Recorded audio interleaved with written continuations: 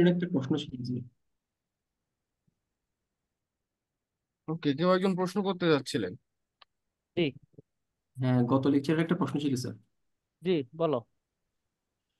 Sir প্রশ্নটা হচ্ছে sir, সম্রাট আকবর আমলে যে বাংলা সনগণনা শুরু হয়েছে স্যার, জি। তখন আহ আকবরের সিংহাসনে বসার দিনকে পহেলা বৈশাখ 963 ধরা হয়েছে। হুম, হুম। মানে এটাকে পহেলা বৈশাখ মানে তখন থেকে শুরু হয় না, কেন 963 সাল কেন ধরা হয়েছে? 963 সাল কেন ধরা হয়েছিল? জি স্যার, মানে তখন থেকে কেন এক ওইটা, তারিখ হ্যাঁ ধরে হ্যাঁ, ওইটা ওদের হিসাবের সুবিধার্থে। ওইটা ওদের হিসাবের সুবিধার্থে 963 সাল থেকে গণনাটা শুরু করা হয়েছিল। এটা ওদের ইন্টারনাল কোন একটা হিসাব ছিল সেখান থেকে।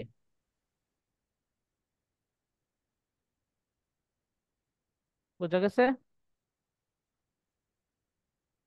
জি স্যার, বুঝছি। আচ্ছা, আর ফেসবুক থেকে দূরে যাওয়া যাবে না।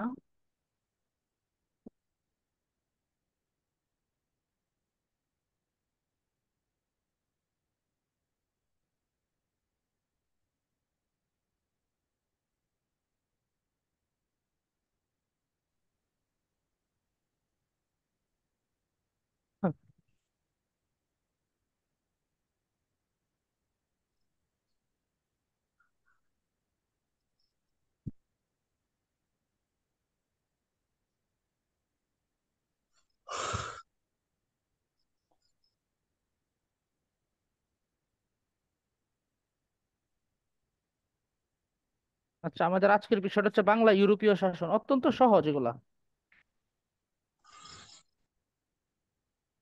আচ্ছা, আমরা তাহলে ক্লাসে চলে যাই সরাসরি। জি স্যার। বিষয়টা হচ্ছে বাংলা ইউরোপীয় শাসন। আচ্ছা,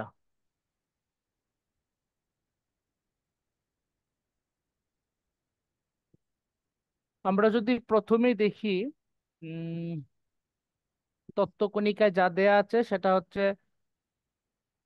ইউরোপ থেকে ভারতবর্ষে আগমনের জলপথের আবিষ্কারক। এটা তো পড়তেই হবে। এটা তো না পড়ার সুযোগ নাই। আচ্ছা, এটা পড়তে হবে। তারপরে হচ্ছে প্রথম কে এসেছিলেন জলপথ ব্যবহার করে ভারতবর্ষে, এটা আসবে। আচ্ছা, আটলান্টিকের আফ্রিকা উপকূল দিয়ে যাত্রা করে ভারতের কেরালা রাজ্যের কালিকট বন্দরে এসে পৌঁছায় ভাস্কো দা গামা। আচ্ছা, এই যে কালিকট বন্দর, এটার বর্তমান নাম কি? এই কালিকটের বর্তমান নাম কি? কালিকটের বর্তমান নামই হচ্ছে কলকাতা। কলকাতা। কলকাতা। কলকাতা। কালিকটের বর্তমান নাম হচ্ছে কলকাতা। আচ্ছা, বাংলায় আগমনকারী প্রথম ইউরোপীয় বণিক? পর্তুগিজরা এসেছিল স্যার, প্রথম। স্যার, জি। Just a minute sir. জি। স্যার, কালিকটের বর্তমান নাম কলকাতা না স্যার। কলকাতা হচ্ছে পশ্চিমবঙ্গ রাজ্যের অন্তর্গত স্যার। আর বর্তমান যে কালিকট বন্দর, জি। সেটা জি। হচ্ছে কেরলা রাজ্যের অন্তর্গত, যেটা তাই নাকি? দক্ষিণ ভারতে স্যার। তাই? হ্যাঁ স্যার, দুইটা এক নয় স্যার। আচ্ছা, আচ্ছা। কালিকটের তাহলে কালিকট কালিকটে না? হ্যাঁ স্যার, কালিকট বন্দর এখনো আছে। এখনো আছে? হ্যাঁ স্যার, এটা ভারতের কেরল রাজ্যের তিরুঅনন্তপুরমে। আচ্ছা, আচ্ছা। তাহলে ওইটা হচ্ছে কেরালা রাজ্যের কালিকট বন্দর, যেটা এখনো রয়েছে। আর কলকাতাটা আলাদা। কলকাতাটা হচ্ছে পশ্চিমবঙ্গ, তাই? হ্যাঁ স্যার। হ্যাঁ স্যার, কলকাতা হচ্ছে পশ্চিমবঙ্গের। আচ্ছা, আচ্ছা, আচ্ছা। তাহলে এটা একটা সংশোধন হবে, সংশোধনী হবে যে কালিকট কালিকটে, কলকাতাটা আলাদা সম্পূর্ণ, তাই না? আচ্ছা, তাহলে বাংলায় আগমনকারী প্রথম ইউরোপীয় বণিক হচ্ছে পর্তুগিজ, আর ইংরেজরা আগমন করে হচ্ছে 1600 সালে। সেটা হচ্ছে আকবরের আমলে। আচ্ছা, আর তারপর হচ্ছে, এখানেও একটু সংশোধন আছে। জি জি, কোনটা? ইংরেজরা বাংলা আসে হচ্ছে জাহাঙ্গীরের আমলে। জাহাঙ্গীরের আমলে কত সাল? 1600 সাল? 1600 সাল ঠিক আছে, কিন্তু আকবর না, এটা হচ্ছে হবে জা- জাহাঙ্গীর স্যার। সম্রাট জাহাঙ্গীরের আমলে? হ্যাঁ স্যার, সম্রাট জাহাঙ্গীরের আমলে আছে। আচ্ছা আচ্ছা। জাহাঙ্গীরের শাসন আমলটা কত সাল থেকে কত সাল পর্যন্ত ছিল? জাহাঙ্গীরের শাসনামলটা এক্স্যাক্টলি এখন খেয়াল নেই স্যার, কিন্তু কিন্তু ওইটা বলতে পারতেছো? আচ্ছা দাঁড়াও তাহলে একটু দেখি তো। 1605 থেকে 1627। 1605 থেকে 1627। আচ্ছা তাহলে আকবর তো ছিল 1605 পর্যন্ত আকবর ছিল। 1556 থেকে 1605 পর্যন্ত আকবর ছিল, তাহলে 1600 সাল যদি হয় তাহলে তো এটা আকবরের দরবারই হওয়ার কথা, তাই জি না? স্যার। তাহলে এটা ঠিক আছে মনে হয়, তাই না? এখানে যেটা আছে সেটা এটা ঠিক আছে, এটা আকবরের আমলই হবে। স্যার এটা উনি যেটা বলছে ওটা ঠিক আছে, সালটাতে বোধহয় একটু ঝামেলা আছে। আকবরের সালটা, আকবরের শাসন আমলটা? না, সম্রাট জাহাঙ্গীরের আমলে ইংরেজরা আসছে, তবে হ্যাঁ। এখানে সালে বোধহয় একটু ঝামেলা আছে, 1600 এর পরে হবে কোথাও, সম্ভবত 1610-এর কাছাকাছি সময়। স্যার গুগল করলে পাওয়া যাবে।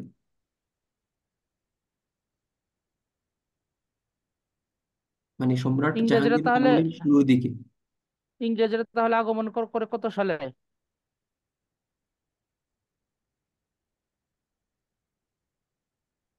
তার সম্রাট জাহাঙ্গীরের আমলে হচ্ছে তারা 1623 সালে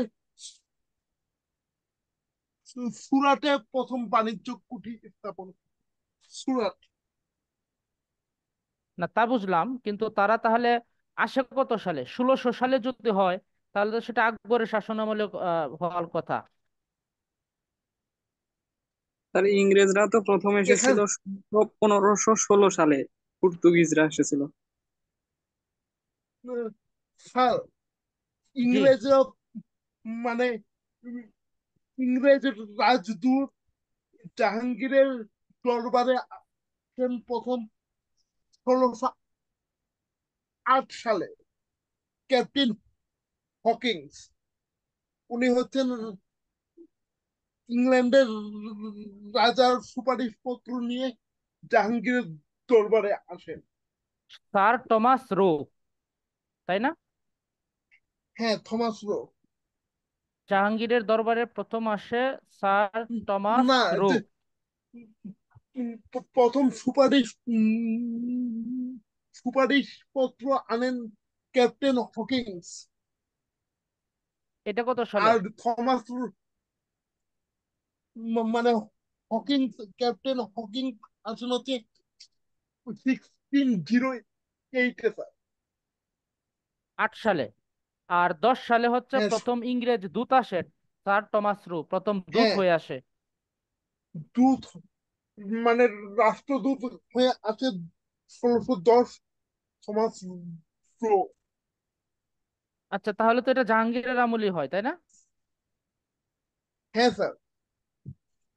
কিন্তু এখানে তো আকবরের সালটা যদি ঠিক থাকে, যে ইংরেজরা বাংলায় প্রথম কত সালে আসে, সেটা যদি সালটা ঠিক থাকে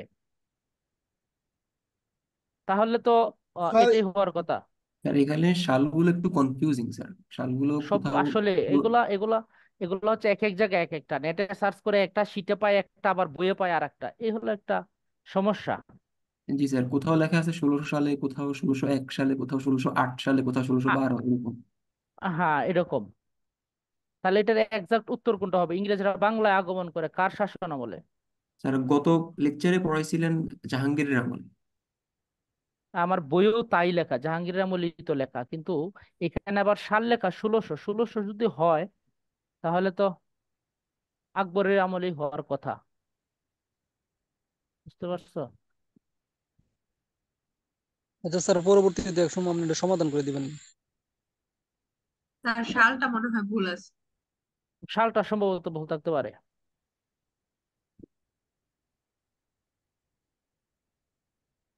আচ্ছা আচ্ছা, এটা আমরা সবার একটু গবেষণা করতে হবে এটা নিয়ে। আচ্ছা, তাহলে চট্টগ্রামকে হচ্ছে পোর্টো গ্রান্ডের নামকরণ করে পর্তুগিজরা। এটা হচ্ছে 1538 সালে, এটা থাকুক। আচ্ছা, তারপরে হচ্ছে উম এবছরই শেরশাহ চট্টগ্রাম থেকে পর্তুগিজ, এগুলো দরকার নাই। এটা দরকার। সর্বপ্রথম কে আহ, পর্তুগিজদের বাংলা থেকে বিতাড়িত করেন? এটা হচ্ছে শায়েস্তা খান। আচ্ছা, তারপরে হচ্ছে 1610 সাল ব্রিটিশ ইস্ট ইন্ডিয়া কোম্পানিকে ভারতীয় উপমহাদেশে ব্যবসায়ের অনুমতি দেন। আচ্ছা, এগুলো দরকার নাই। ভারতবর্ষে প্রথম কুটি স্থাপন, এটা সালটা দরকার, 1612। তারপর হচ্ছে বাংলার প্রথম যে কোথায় হচ্ছে বাণিজ্য কুটি স্থাপন করা হয়েছিল, 1633 সাল গুরুত্বপূর্ণ। কার শাসনামলে সম্রাট শাহজাহানের অনুমতি নেই, এটা গুরুত্বপূর্ণ। কোথায়? হরিহরপুরে, এটাও গুরুত্বপূর্ণ। তিনটে বিষয় গুরুত্বপূর্ণ এখানে, সালটা, সম্রাট শাহজাহান, আর হরিহরপুর, এই তিনটা। ফোর্ট উইলিয়াম দুর্গ স্থাপন করা হয় 1600 সালে। 1700 সাল। সরি সরি, 1700 সালে। আচ্ছা, তারপরে হচ্ছে 1664 সাল বক্সারের যুদ্ধ। তারপরে হচ্ছে 1765, এটা হচ্ছে দ্বৈত শাসন চালু। 1770 ছিয়াত্তরের মনন্তর, যেটা বাংলায় হয়েছিল 1176 সালে। আচ্ছা, এই 76-এর যে মনন্তর মানে বা দুর্ভিক্ষ, এটা কেন দেখা দিয়েছিল এই সম্পর্কে কেউ বলতে পারবা? স্যার, খাজনার পরিমাণটা অনেক বলেন বেশি আপনি। ছিল, আর হচ্ছে আবহাওয়া খারাপ ছিল, যে কারণে ফসল খারাপ হয়। এটার তো আরেকটা, ওই যে বললা যে খাজনা বেশি রাজস্ব। ছিল। খাজনা বেশি ছিল, খাজনা বেশি কারণ কি? ওই দ্বৈত শাসনের কারণে। জি স্যার। আচ্ছা,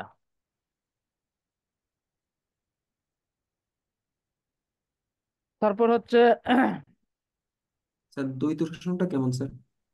দ্বৈত শাসনটা ছিল যখন ওই 1764 সালে বক্সারের যুদ্ধের ফলে শাহ আলম, অর্থাৎ বাংলার যে জমিদার, তারা হেরে গিয়েছিল, ইংরেজরা জয়ী হয়েছিল। ইংরেজরা জয়ী হওয়ার পরে আহ হচ্ছে বাংলার যে জমিদার, তাদের সাথে একটা চুক্তি করে। কিরকম চুক্তি?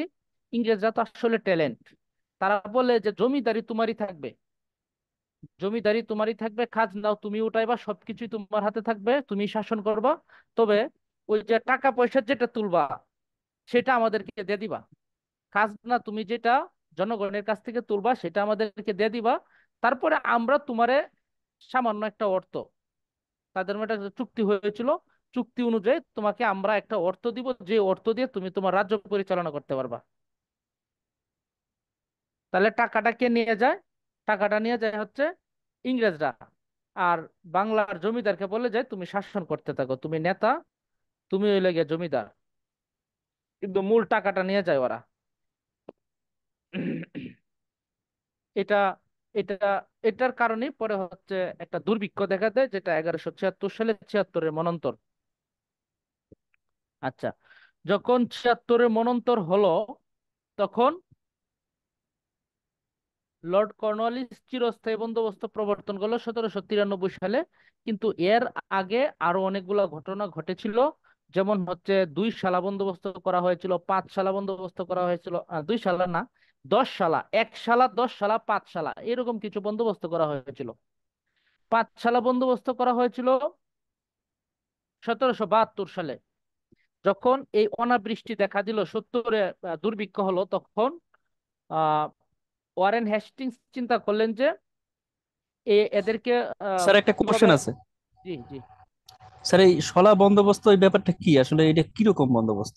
এই যে 10 শালা বন্দোবস্তটা বন্দোবস্ত। হচ্ছে, আচ্ছা এটা আসতেছি। প্রথমে হয়েছিল পাঁচশালা বন্দোবস্ত 1772 সালে। পাঁচশালা, শালা মানে শাল থেকে শালা। আচ্ছা, এই শালাটা হচ্ছে 5 বছরের জন্য জমির মালিক হয়ে যাবে। যে জমি লিজ নিবে সে জমি 5 বছরের জন্য জমির মালিকানা লাভ করবে, এবং প্রতি বছর নির্দিষ্ট সময়ে হিসাব দিবে সে। খাজনা টাজনা যা আছে এগুলো দেয়া যাবে। অর্থাৎ তাহলে জমির মালিকানাটা সে পেল 5 বছরের জন্য, 5 বছর পরে আবার চুক্তি রিনিউ করা হবে, এটা 5 বছরের জন্য।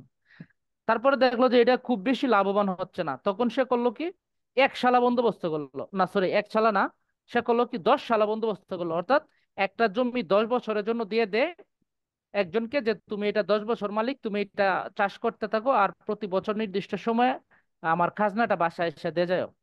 দেখা গেল এটা খুব ফলপ্রসূ হলো না, পরে করলো কি 1 শালা বন্দোবস্ত। 1 শালা বন্দোবস্ত মানে 1 বছরের চুক্তি, এবং নির্দিষ্ট সময় আইসা খাজনাটা দেয়া যায় বা আইসা এতে জমিদারের বাড়িতে। এটাও কাজ হলো না। পরে করলো চিরস্থায়ী বন্দোবস্ত, অর্থাৎ জায়গার মালিক তুমি চিরদিনের জন্য হয়ে যাবা, কিন্তু যত দিন পর্যন্ত তুমি আমার সাথে এই চুক্তিতে থাকবা, ততদিন পর্যন্ত বছরের শেষ দিন সূর্য অস্ত যাওয়ার আগে খাজনাটা জমিদারের বাসায় গিয়ে পৌঁছায় দিয়ে আসতে হবে। এই জন্য এটার আরেকটা নাম ছিল সূর্যাস্ত আইন। বুঝতে জি। আচ্ছা, শালা হচ্ছে শাল থেকে আসছে, যত শালা তত বছরের, মানে তত সালের জন্য চুক্তি, এটা আর কিছু না। আর 1878 সালে হয়েছিল হচ্ছে সিপাহী বিদ্রোহ।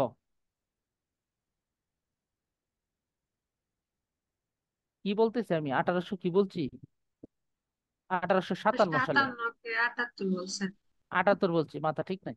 57, মাথা ঠিক থাকবে কেমনে? 30 মিনিট যাবত চেষ্টা করতেছি, ল্যাপটপ, মোবাইল, আমার ট্যাব, কত কিছু নিয়ে আমি। পারছি। 30 মিনিটের বেশি আমি হাঁপায় গেছি এটা নিয়ে করতে করতে। মানে মাথায় নাই। ফেসবুকের পাসওয়ার্ড ভুলে গেছি, মেইলের পাসওয়ার্ড ভুলে গেছি। যাই হোক, শেষে কোনোভাবে এটাকে আনতে পারলাম।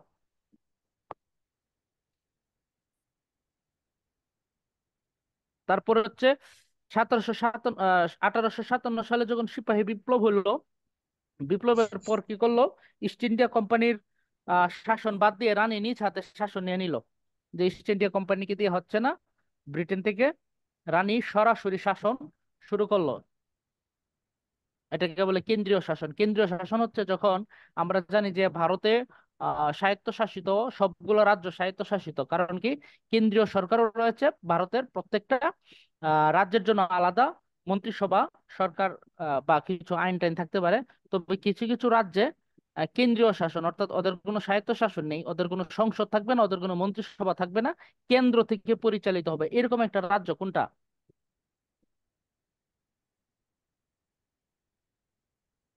এই রাজ্যটার নাম কি? স্যার এরকম রাজ্য হচ্ছে ই জম্মু এন্ড কাশ্মীর, কাশ্মীর, লাদাখ। কাশ্মীর, কাশ্মীর, জম্মু কাশ্মীর, লাদাখ। লাদাখ হচ্ছে চীনের অংশটা, কাশ্মীর হচ্ছে পাকিস্তানের অংশটা, আর ভারতের অংশ কি? জম্মু। না না, জম্মু। কাশ্মীর ভারতের অংশ নাকি? না, কাশ্মীর পাকিস্তানের অংশ। আর স্যার ভারত। কাশ্মীর হচ্ছে মানে ভারত, পাকিস্তান, চায়না, মানে তিনজনেরই অংশীদারিত্ব আছে। তারপরেও এখানে 3টা ভাগ আছে, জম্মু কাশ্মীর লাদাখ। লাদাখ যে অংশটা সেটা হচ্ছে চীনের অধীনে, কাশ্মীর যে অংশটা সেটা হচ্ছে পাকিস্তানের অধীনে, আর জম্মু স্যার যে অংশটা। জম্মু জম্মু কাশ্মীর হচ্ছে ভারতের আন্ডারে, আর হচ্ছে আজাদ কাশ্মীর হচ্ছে পাকিস্তানের আন্ডারে। হ্যাঁ, জম্মু কাশ্মীর হচ্ছে ভারত, আর আজাদ কাশ্মীর হচ্ছে পাকিস্তান। আর লাদাখ হচ্ছে তাহলে চীন নাকি? এই 3টা অংশ। যে কাশ্মীর রয়েছে সেটাতে হচ্ছে কি কেন্দ্রীয় শাসন জারি করা, এখানে কোনো রাজনীতি করতে পারবে না কেউ। এটা মূলত হচ্ছে ওইখানে ওই যে কাশ্মীর অঞ্চলটা সেটা হচ্ছে আহ, পা- মানে মুসলিম অধ্যুষিত। এখন মুসলমানরা যাতে ওইখানে রাজনীতি করতে না পারে, এই জন্য হচ্ছে ওইখানে কেন্দ্রীয় শাসন জারি করা। ওইখানে কোনো স্বায়ত্ত শাসন নেই। সম্ভবত 2015 বা 16 সালের দিকে একটা আইন করে এই ইয়াটা উঠিয়ে দেওয়া হয়েছিল আর কি। 2020 স্যার। 20 সালে। আচ্ছা আচ্ছা, তাহলে হ্যাঁ দুই স্যার। হাজার বিশ সাল। আচ্ছা, তারপরে হচ্ছে এখানেও 1858 সালে একই ঘটনা ঘটেছিল, যে ব্রিটেনের যে রানী তিনি হচ্ছে ওই কোম্পানির শাসন বাদ দিয়ে তিনি সরাসরি রানীর শাসন শুরু করেছিলেন। বক্সারের যুদ্ধ হয়েছিল কত সালে? 64 সালে হয়েছিল। বাংলা বনাম ও যুদ্ধ দিল্লির মিত্র বাহিনী, যাই হোক সবাই পরাজিত হয়েছিল। স্যার তখন কি রানী ভিক্টোরিয়া ছিল স্যার? রানী ভিক্টোরিয়া তো তোমার, হ্যাঁ রানী ভিক্টোরিয়াই তো ছিল। 1858 না, সম্ভবত ভিক্টোরিয়া ছিল জি স্যার, শিরোনামে।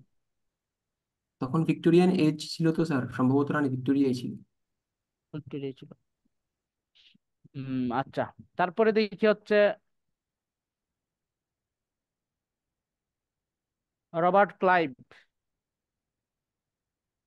রবার্ট ক্লাইভ হচ্ছে প্রথম গভর্নর।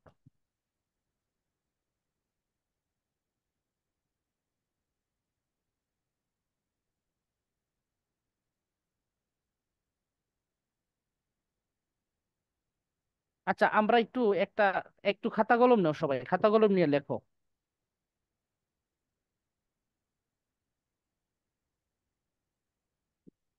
1 নম্বরে লেখো ওয়ারেন হেস্টিংস।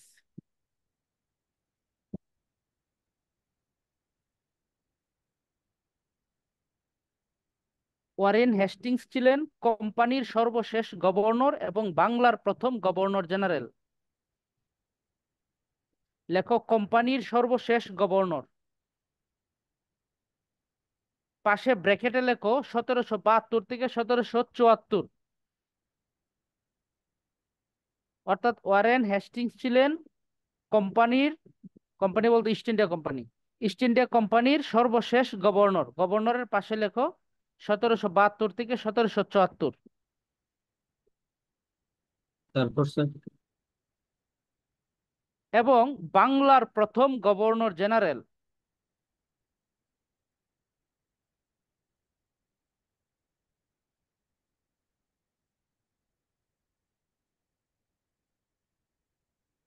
বাংলার প্রথম গভর্নর জেনারেল, এখানে ব্র্যাকেটে লেখো 1774 থেকে 1785।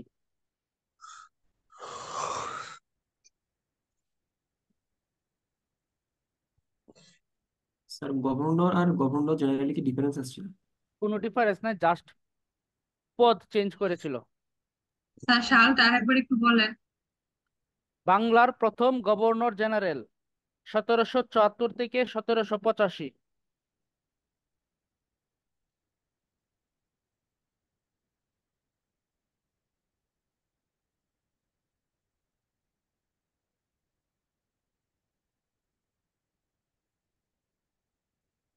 তারপরে লেখো লর্ড উইলিয়াম বেন্টিং। 2 নম্বরে লেখো Lord William Bentinck.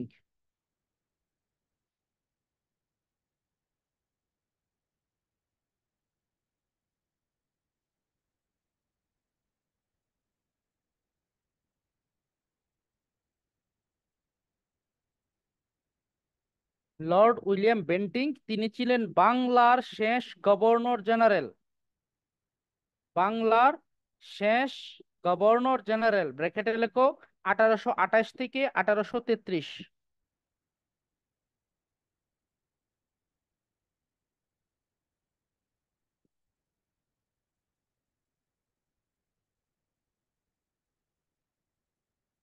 Lord William Bentinck বাংলার শেষ গভর্নর জেনারেল, ব্র্যাকেটে 1828 থেকে 1833, এবং ভারতের প্রথম গভর্নর জেনারেল।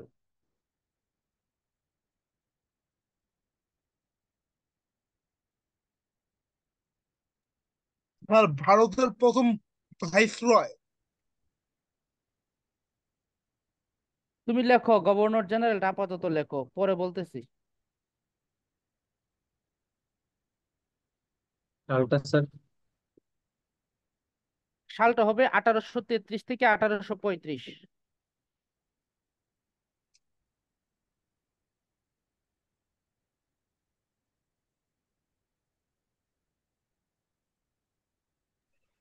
তো লাগেই। কি? আচ্ছা, তারপরে এটা শেষ, 2 নম্বরটা লর্ড উইলিয়াম বেন্টিং। স্যার আরেকবার বলেন। লর্ড উইলিয়াম বেন্টিং বাংলার শেষ গভর্নর জেনারেল, 1828 থেকে 1833, এবং ভারতের প্রথম গভর্নর জেনারেল, 1833 থেকে 1835।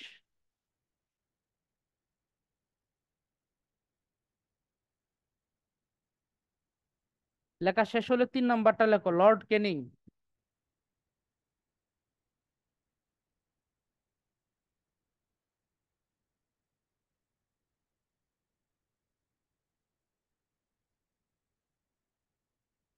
লিখছি স্যার। লর্ড ক্যানিং ছিলেন ভারতের সর্বশেষ গভর্নর জেনারেল এবং প্রথম ভাইসরয়। লর্ড ক্যানিং ছিলেন ভারতের সর্বশেষ গভর্নর জেনারেল এবং প্রথম ভাইসরয়।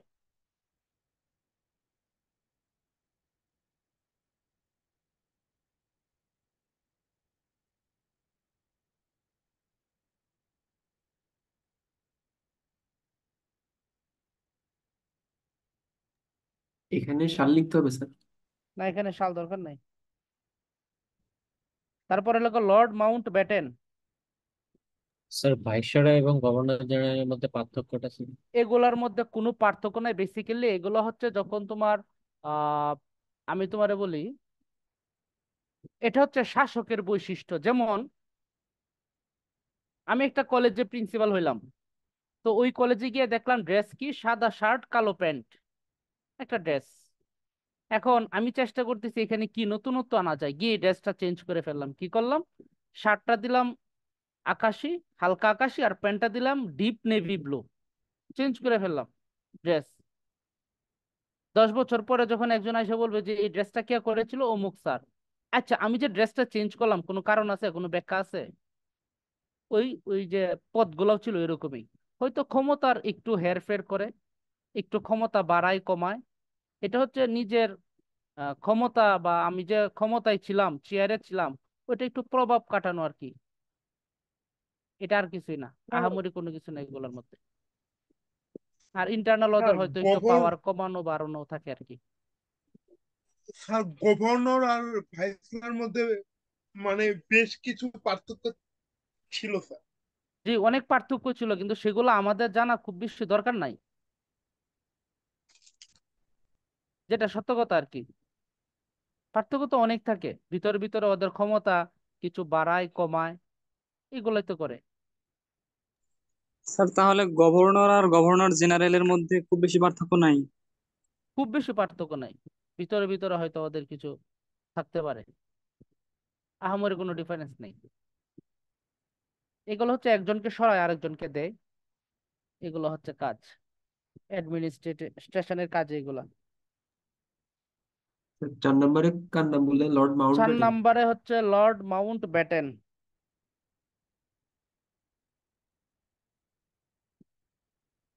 তিনি হচ্ছেন ভারতের সর্বশেষ ভাইসরয় এবং স্বাধীন ভারতের প্রথম গভর্নর জেনারেল।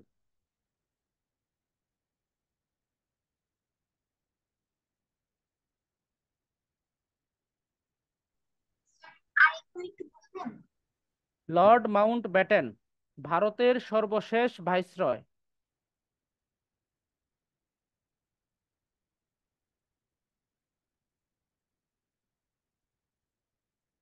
ভারতের সর্বশেষ ভাইসরয় এবং স্বাধীন ভারতের প্রথম গভর্নর জেনারেল।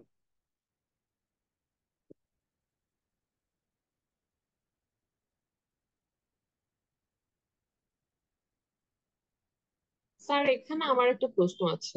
জি, ভারত স্বাধীন হয়ে গেলে তারপরেও কেন ওরা একজন ইংরেজকে গভর্নর জেনারেল হিসেবে রেখেছিল আর কি? আহ এটার সুস্পষ্ট ব্যাখ্যাটা কি হইতে পারে? স্যার জি,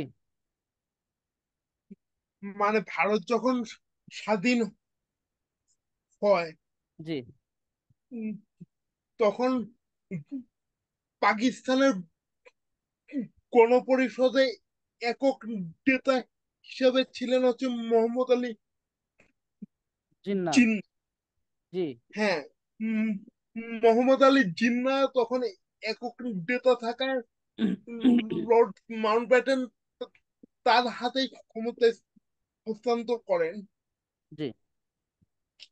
কিন্তু ভারতের ভারতে ক্ষেত্রে ওইরকম উম, এরকম একক নেতা ছিল না। একক নেতা ছিল না, সেই কারণে জওহরলাল নেহরুকে প্রধানমন্ত্রী করা হয়, কিন্তু গভর্নর জেনারেল হিসাবে লর্ড মাউন্টব্যাটেনই বহাল থাকে না। আচ্ছা আচ্ছা, এটার কারণে। স্যার হ্যাঁ, আমার মানে কিছু অ্যাডমিনিস্ট্রেটিভ কারণও ছিল। আচ্ছা, যাই হোক, মানে মূলত ছিল এটা যে পাকিস্তানে, স্বাধীন পাকিস্তানে 1947 সালে যখন পাকিস্তান এবং ভারত ভাগ হয়, তখন স্বাধীন পাকিস্তানে একক নেতা হিসেবে মোহাম্মদ আলী জিন্নাকে গভর্নর জেনারেল করা গেলেও ভারতে একক নেতা হিসেবে ওইরকম ভাবে জওহরলাল নেহরুকে প্রধানমন্ত্রী করার পরে আর ওইরকম ভাবে গভর্নর জেনারেল করার মতো আর কাউকে পাওয়া যায়নি, যে জন্য সে নিজেই ছিল। ব্যাখ্যাটা এরকম। স্যার মূলত হচ্ছে তখন স্যার রাজনৈতিক কাঠামো ছিল না, মানে হঠাৎ দ্রুততার সহিত হচ্ছে ইংরেজরা হস্তান্তর করে, তো এই জন্য কোনো রাজনৈতিক কাঠামো ছিল না। যার কারণে হচ্ছে স্যার মানে সকল রাজনীতিবিদরাই এটা সিদ্ধান্ত নেয় যে মাউন্ট ব্যাটেনই থাকবে, এরপরে যখন রাজনৈতিক ভাবে হবে তখন হচ্ছে সে তার পদ চলে যাবে, এই জন্যই রাখা হয়েছে মূলত, যেটা হচ্ছে হ্যাঁ, এটাও এটাও ঠিক। তবে হঠাৎ করে স্বাধীন তো পাকিস্তানও হয়েছিল, কিন্তু পাকিস্তানে তো ওই গভর্নর জেনারেল করার মতো লোক ছিল, ভারতে ছিল না। স্যার, অ্যাকচুয়ালি স্যার 1952 আগ পর্যন্ত যদিও পাকিস্তান একটা সেপারেট ডমিনিয়ন স্টেট ছিল, কিন্তু তাও তাদের যে মিলিটেন্ট যে মিলিটারি যে অ্যাডমিনিস্ট্রেশন বা ব্যাংকিং যে অ্যাডমিনিস্ট্রেশন, সেটা ভারতের দিল্লি থেকেই চলতো। ডোমিনিয়ন স্টেট ছিল পাকিস্তান এবং ভারত দুইটাই তো, নাকি? হ্যাঁ স্যার, ডমিনিয়ন স্টেট দুটোই ছিল, কিন্তু পাকিস্তানের কার্যক্রমগুলো 1952 পর্যন্ত ভারতের দিল্লি থেকেই চলতো। আচ্ছা, ডোমিনিয়ন স্টেট মানে কি? যেটা হচ্ছে পাকিস্তানের, সরি, আমেরিকা, সরি, ব্রিটেনের যে রানী এবং ব্রিটেনের যে শাসন সেটাকে মেনে চলা, তাই না? হ্যাঁ, ডোমিনিয়ন স্টেট মানে হচ্ছে সকল ক্ষেত্রে রানীর যে হস্তক্ষেপ বজায় থাকবে, কিন্তু স্থানীয় ক্ষেত্রে তারা কিছু স্বশাসনের অধিকার যতদিন ভোগ না করবে। পর্যন্ত তারা নিজস্ব সংবিধান রচনা করতে পারবে। হ্যাঁ স্যার। আচ্ছা, যাই হোক, তারপরে এটা তো শেষ, লর্ড মাউন্ট ব্যাটেন। তাহলে এটা মানে ক্লিয়ার হলো লেখা বিষয়টা, যে প্রথম হচ্ছে ওয়ারেন হেস্টিংস। তিনি ইস্ট ইন্ডিয়া কোম্পানির সর্বশেষ গভর্নর ছিলেন 1772 থেকে 1774, এবং তিনি বাংলার প্রথম গভর্নর জেনারেল হয়েছিলেন 1774 থেকে 1785 পর্যন্ত। তারপর হচ্ছে লর্ড উইলিয়াম বেন্টিং, তিনি বাংলার শেষ গভর্নর জেনারেল ছিলেন 1828 থেকে 1833 সাল পর্যন্ত, এবং ভারতের প্রথম গভর্নর জেনারেল ছিলেন 1833 থেকে 1835 সাল পর্যন্ত। তারপর হচ্ছে লর্ড ক্যানিং, তিনি ভারতের সর্বশেষ গভর্নর গভর্নর জেনারেল এবং প্রথম ভাইসরয়। অর্থাৎ গভর্নর জেনারেল পদটাকে যখন ভাইসরয় করা হয়েছে, তখন তাকে আবার ভাইসরয় করা হয়। তাহলে তিনি সর্বশেষ গভর্নর জেনারেল এবং তিনি প্রথম ভাইসরয়। আর লর্ড মাউন্ট হচ্ছে স্বাধীন ভারতের সর্বশেষ ভাইসরয় এবং স্বাধীন ভারতের প্রথম গভর্নর জেনারেল।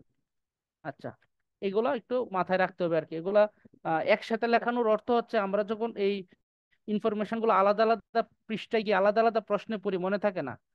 তা আমার অভ্যাসটা ছিল এরকম, আমি যদি দেখতাম যে সেম রকমের প্রশ্ন, তাহলে এগুলো একসাথে লিখে রাখতাম, মাথায় থাকতো বেশিক্ষণ। আচ্ছা, এবার আমরা আসবো রবার্ট ক্লাইভ।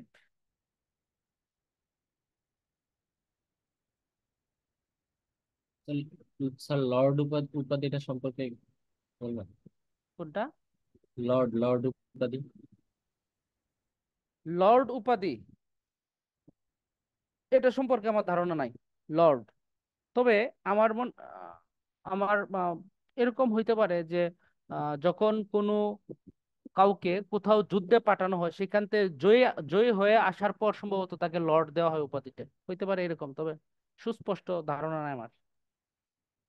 স্যার, মানে যুক্তরাজ্যে যে আইনসভা আছে, জি। উচ্চকক্ষ যেটা, হুম হাউস হুম। অফ হাউস অফ লর্ডস, সেটা জি। সেটার যারা মেম্বার থাকে তাদেরই সাধারণত লর্ডস উপাধিটা দেওয়া হয়। আচ্ছা আচ্ছা, বুঝতে পারছি।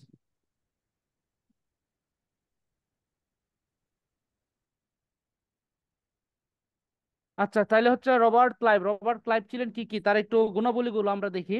তিনি হচ্ছিলেন বাংলার প্রথম গভর্নর। আচ্ছা, তিনি আলীনগরের সন্ধি করেছিলেন।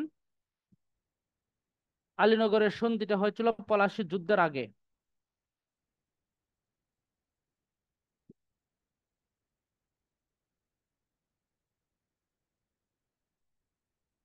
আলীনগরের সন্ধিটা হয়েছিল 1756 সালের 20 জুন, যেখানে নবাব সিরাজউদ্দৌলা ব্রিটিশদের হারিয়ে কলকাতা দখল করেছিলেন এবং কলকাতার নাম রেখেছিলেন তিনি আলীনগর।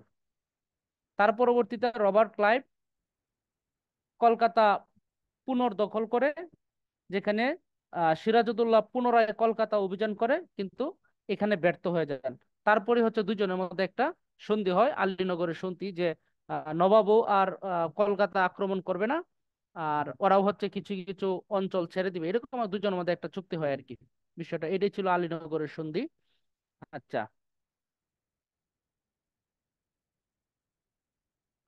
তারপরে 1765 সালে 1765 সালে হয়েছিল এলাহাবাদ চুক্তি। এলাহাবাদ চুক্তিটার মাধ্যমে দ্বৈত শাসন চালু হয়। তার মানে বোঝা যাচ্ছে যে এলাহাবাদ চুক্তিতে কি ছিল, চুক্তিতে এরকমই ছিল যে তোমরা শাসন করবা বাংলা, আর আমরা হচ্ছে রাজস্বটা নিয়ে যাব। ইংরেজদের উদ্দেশ্যটা ছিল এরকম। স্যার, দেওয়ানি ও ফৌজদারি দুই ভাগে যে ভাগ করা হয়, এই সময় কি করা হয়? ওইটাই, দ্বৈত শাসনের সময় কি? ওইটাই। দেওয়ানি মানে হচ্ছে রাজস্ব, আর ফৌজদারি মানে শাসন ক্ষমতা। ফৌজদারি মানে মারামারি, শাসন ক্ষমতা, এটা থাকবে জমিদারদের হাতে। আর দেওয়ানি মানে হচ্ছে রাজস্ব, ওইটা থাকবে ইংরেজদের হাতে। টাকা পয়সা নিয়ে যাবে ইংরেজরা, আর মাথাপড়ি দিয়ে যাবে যেখানে কোনো লাভ নাই, ওইটা দেওয়া যাবে জমিদারদের। বিষয়টা এরকম ছিল। 1 কোটি মানুষ মারা যায়, ভাবা যায়, 1770 সালে, 76-এ মনন্তরে, ওয়ারেন পঙ্গপালের আক্রমণ। স্যার জি। ওয়ারেন হেস্টিং হচ্ছে বাংলার প্রথম গভর্নর জেনারেল ছিলেন, আবার এখানে রবার্ট ক্লাইভ বাংলার প্রথম গভর্নর। প্রথম গভর্নর জেনারেল আর প্রথম গভর্নর, বিষয়টা কি এরকম? ওয়ারেন সেটাই স্যার, হেস্টিংস কি ছিলেন? ওয়ারেন হেস্টিংস ছিলেন গভর্নর কোম্পানির, জেনারেল। হ্যাঁ, গভর্নর জেনারেল আর গভর্নর তো এক না। আপডেট করা হয়েছিল, প্রথম পদ ছিল গভর্নর, এটার আপডেট করা হয়েছিল গভর্নর জেনারেল, এটার আপডেট করা হয়েছিল ভাইসরয়। বিষয়টা হচ্ছে এরকম।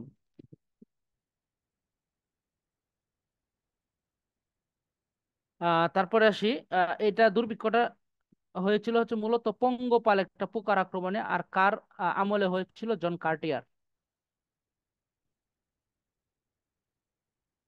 আচ্ছা, তারপরে দিকে ওয়ারেন হেস্টিংস, তিনি কি করেছিলেন? পাঁচশালা বন্দোবস্ত চালু করেছিলেন 1772 সালে, এবং বাংলার সর্বশেষ গভর্নর ওয়ারেন হেস্টিংস।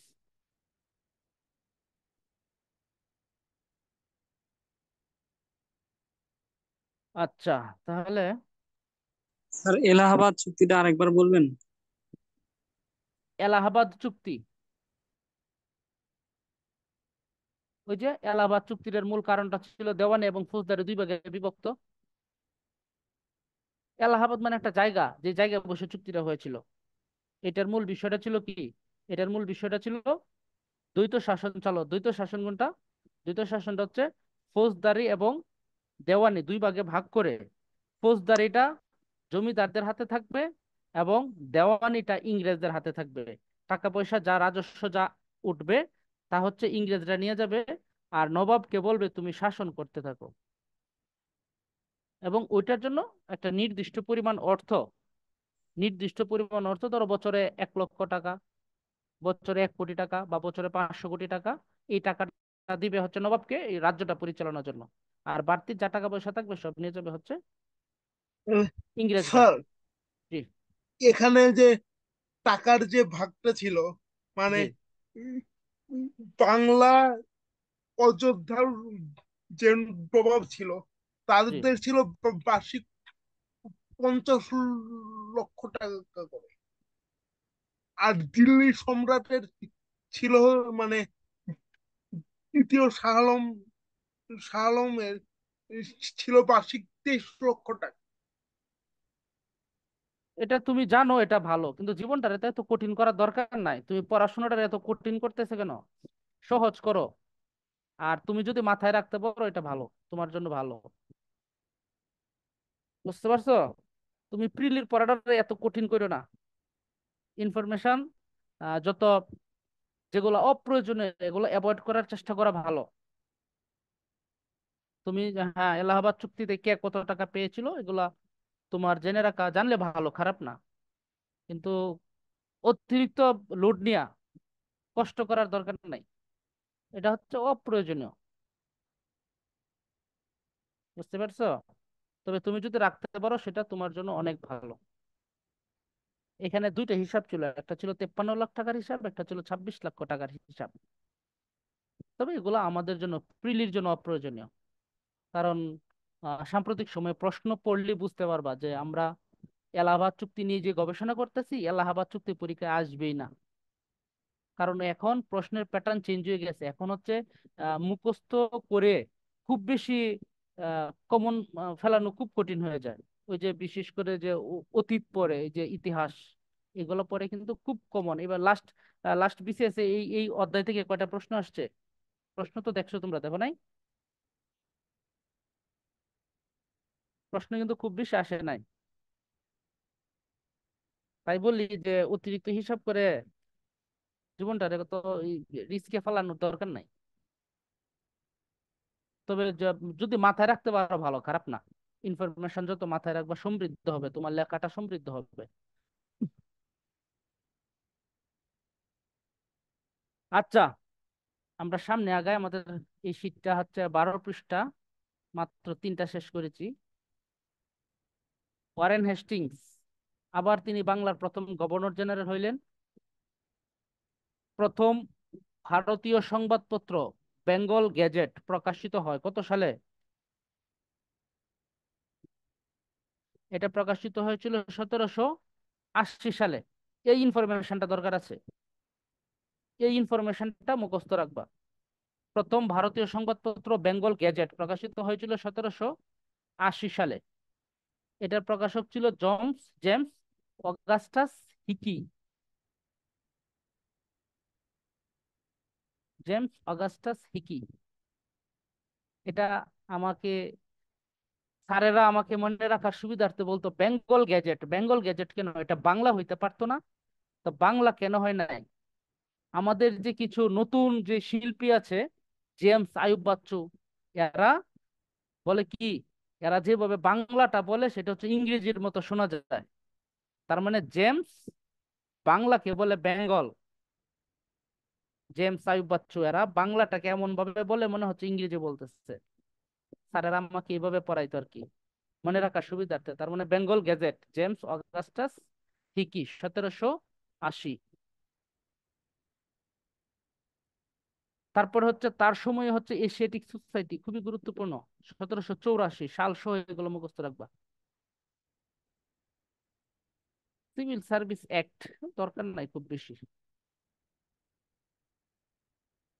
আচ্ছা,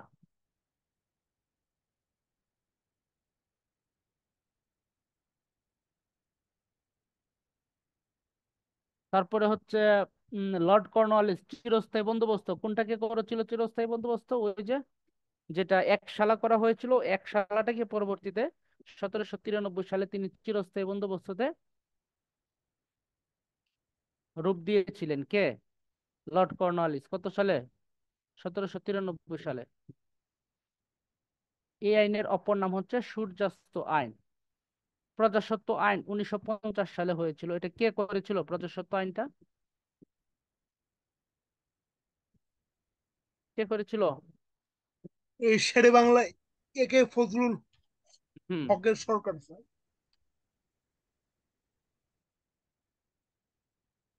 হুম, আচ্ছা। মহীশূরের বাঘ বলা হয় কাকে? টিপু সুলতানকে। 1800 সালে কলকাতায় ফোর্ট উইলিয়াম কলেজ স্থাপন করা হয় এবং ফোর্ট উইলিয়াম কলেজে বাংলা বিভাগ চালু হয় কত সালে? 1801 সালে। 1801 সালে বাংলা বিভাগ চালু করা হয় লর্ড ওয়েলেসলির আমলে। আচ্ছা, তারপরে আসি লর্ড উইলিয়াম বেন্টিং, বাংলার সর্বশেষ গভর্নর জেনারেল।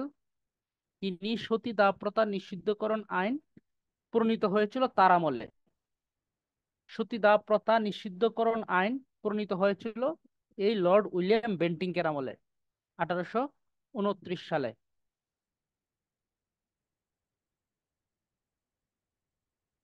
আচ্ছা, স্যার সতীদাহ প্রথাটা কি? এই সতীদাহ প্রথাটা কি কে বলতে পারবা? ভালো করে বলে দাও তো একজন।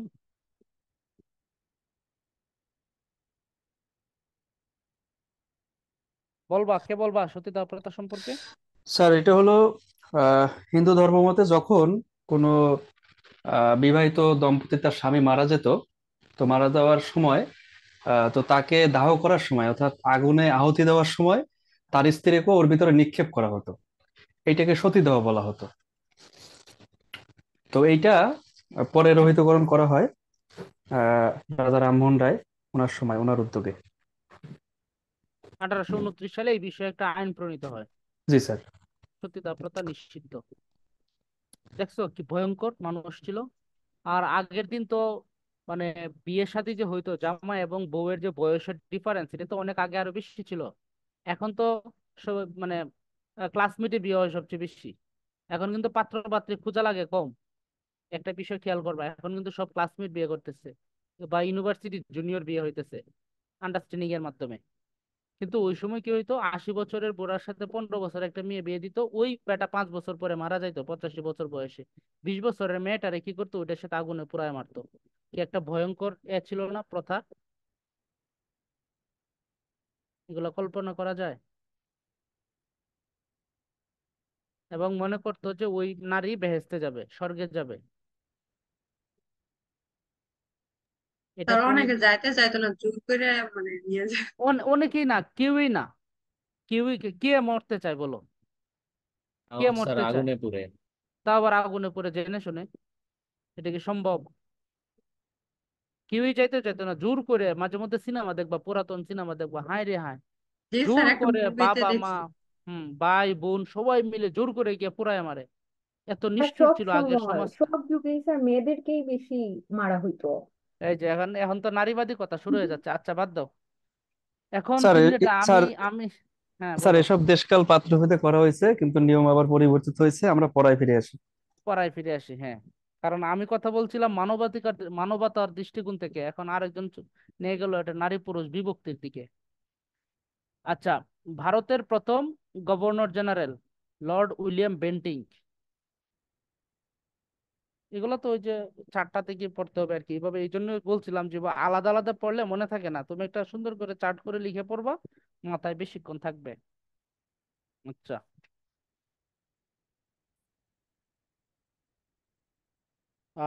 সতীদাহ প্রথা নিষিদ্ধকরণের জন্য প্রথম আন্দোলন করেছিলেন রাজা রামমোহন রায়, তার সাথে আরেকজন ছিলেন প্রিন্স দ্বারকানাথ ঠাকুর। এসিআর পদ্ধতি চালু করেছিলেন। এসিআর কি?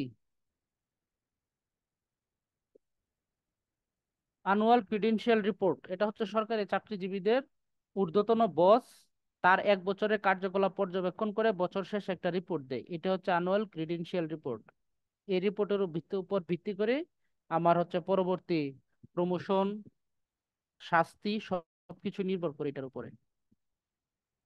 আচ্ছা, আহ তিনি হচ্ছে সরকারি অফিসে ফার্সির পরিবর্তে ইংরেজি চালু করেছিলেন। লর্ড ডালহৌসি। লর্ড ডালহৌসির একটা উপাধি হচ্ছে সর্বশ্রেষ্ঠ সাম্রাজ্যবাদী সর্বশ্রেষ্ঠ সাম্রাজ্যবাদী শাসক। সর্বশ্রেষ্ঠ সাম্রাজ্যবাদী শাসক হচ্ছে এই লর্ড ডালহৌসি। তখন তো স্যার উপনিবেশ ছিল, সাম্রাজ্য না স্যার, তাহলে সাম্রাজ্যবাদী কেন বলা হতো? তাকে সাম্রাজ্যবাদী বলা হয়তো যে কোনো কারণেই, তার মধ্যে হচ্ছে সাম্রাজ্যবাদের যে চিন্তা চেতনা এগুলো তার মধ্যে ছিল, এজন্য তাকে বলা হয়তো সর্বশ্রেষ্ঠ সাম্রাজ্যবাদী।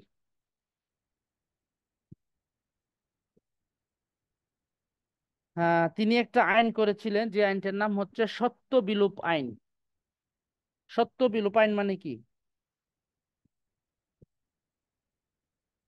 সত্য বিলোপ আইনটা হচ্ছে, আগের অধিকাংশ রাজাই কিন্তু দেখতা যে নিঃসন্তান থাকতো, তখন পালক পুত্র এনে আনা হইতো তার যে সাম্রাজ্য বা জমিদারি আছে, জমিদারিটা পরিচালনার জন্য।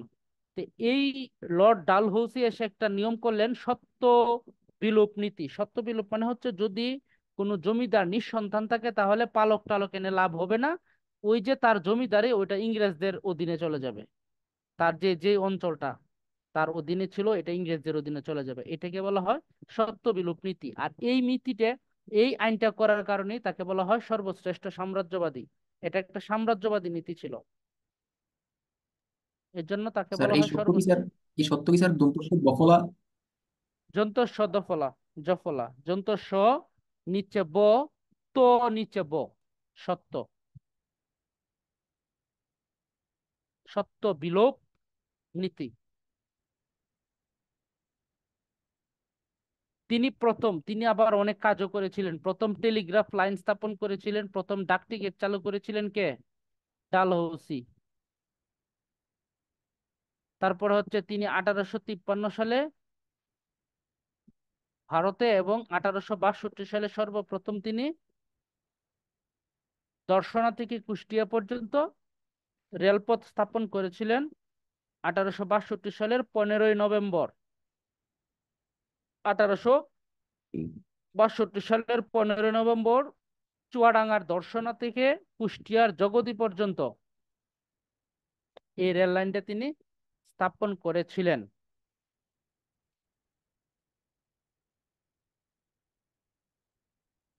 লর্ড ক্যানিং হচ্ছে ভারতের সর্বশেষ গভর্নর জেনারেল, এবং তাকে সাথে সাথেই আবার ভাইসরয় করা হয়।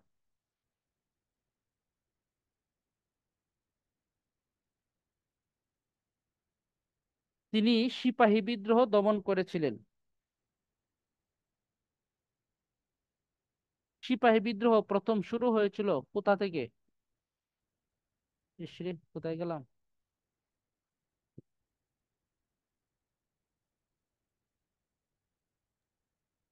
স্যার ভারতের ব্যারাকপুরের সেনা ছাউনি থেকে।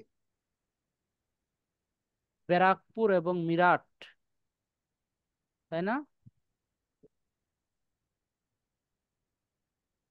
মিরাট এবং ব্যারাকপুর থেকে সর্বপ্রথম শুরু হয়েছিল এই সিপাহী বিদ্রোহ, যেটা দমন করে তিনি কৃতিত্বের স্বাক্ষর রেখেছিলেন, এবং তিনি ছিলেন ভারতের প্রথম ভাইসরয়। কলকাতা বিশ্ববিদ্যালয় প্রতিষ্ঠা করেছিলেন তিনি। CrPC, code of criminal procedure, ফৌজদারি কার্যবিধি, এটা তিনি প্রণয়ন করেছিলেন। সিআরপিসি মানে কি?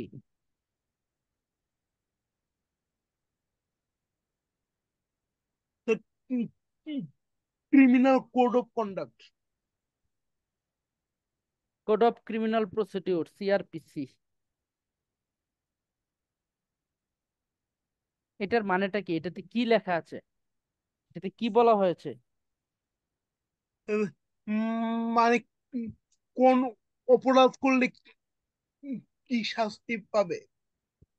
ক্রিমিনাল প্রসিডিওর আমরা বলি না যে 420, ওই 420 মানে কি 420 নম্বর ধারায় বলা আছে যে বাটপারি সিটারি করলে কি ধরনের শাস্তি, বা কোন কোন কাজ করলে এটা বাটপারি বা সিটারি বলে গণ্য হবে। এটা হচ্ছে 420 নম্বর ধারায় বলা আছে। বলা হয় না যে 26 মার্ডার, 26 মার্ডার, না না, ওই যে বলা হয় না যে কি 26 মামলা, 26 মামলা মানে কি অ্যাটেম্প টু মার্ডার, মানে হত্যার উদ্দেশ্যে আক্রমণ। এটা 26 নং বলা হয়েছে যে এটার জন্য কি ধরনের শাস্তি হবে। আচ্ছা, আমরা বলি না যে উম 54 ধারা, 54 ধারা মানে কি?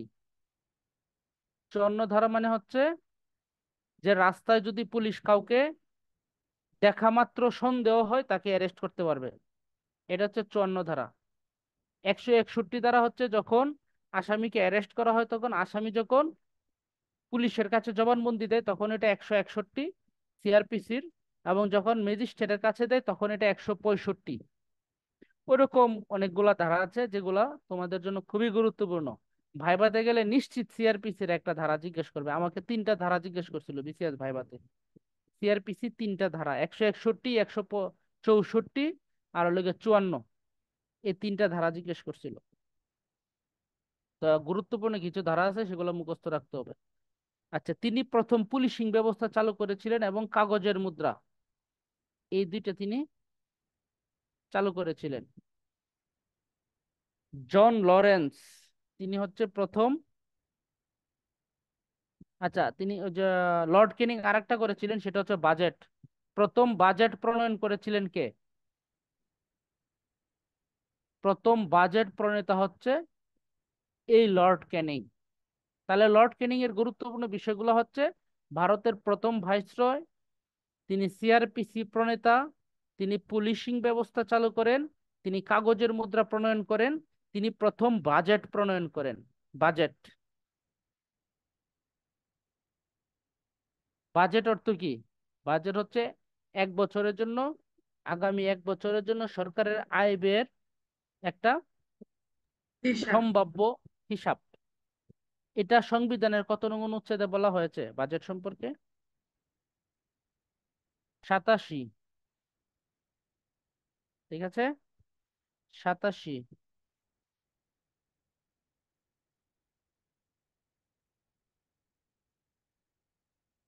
আচ্ছা, ভারতের স্বায়ত্ত শাসনের জনক, খুব গুরুত্বপূর্ণ, বলা হয় লর্ড রবিনসন রিপনকে।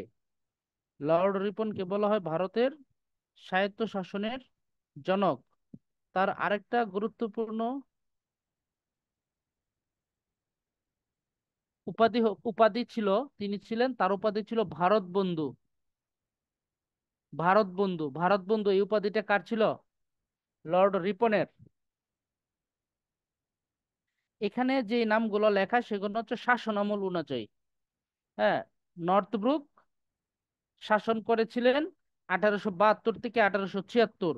আর রিপন, লর্ড রবিনসন রিপন, তিনি শাসন করেছিলেন 80 থেকে 84, 1880 থেকে 1884। এই দুইজনের মধ্যে আরেকজন ছিলেন। কারণ কি, 72 থেকে 76, আরেকজন 80 থেকে 84, তাহলে 76 থেকে 80 তো আরেকজন ছিলেন, এটা বাদ পড়ছে। তিনি ছিলেন লিটন। অর্থাৎ লর্ড রবিনসন রিপনের আগে ছিলেন লর্ড লিটন। লিটনের নামটা এই জন্য উল্লেখযোগ্য, তিনি দুইটা কাজ করেছিলেন। একটা হচ্ছে ভার্নাকুলার প্রেস অ্যাক্ট নামে একটা আইন করেছিলেন। Vernacular press act,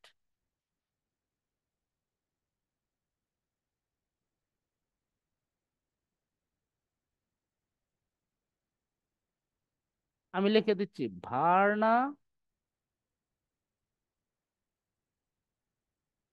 vernacular press act.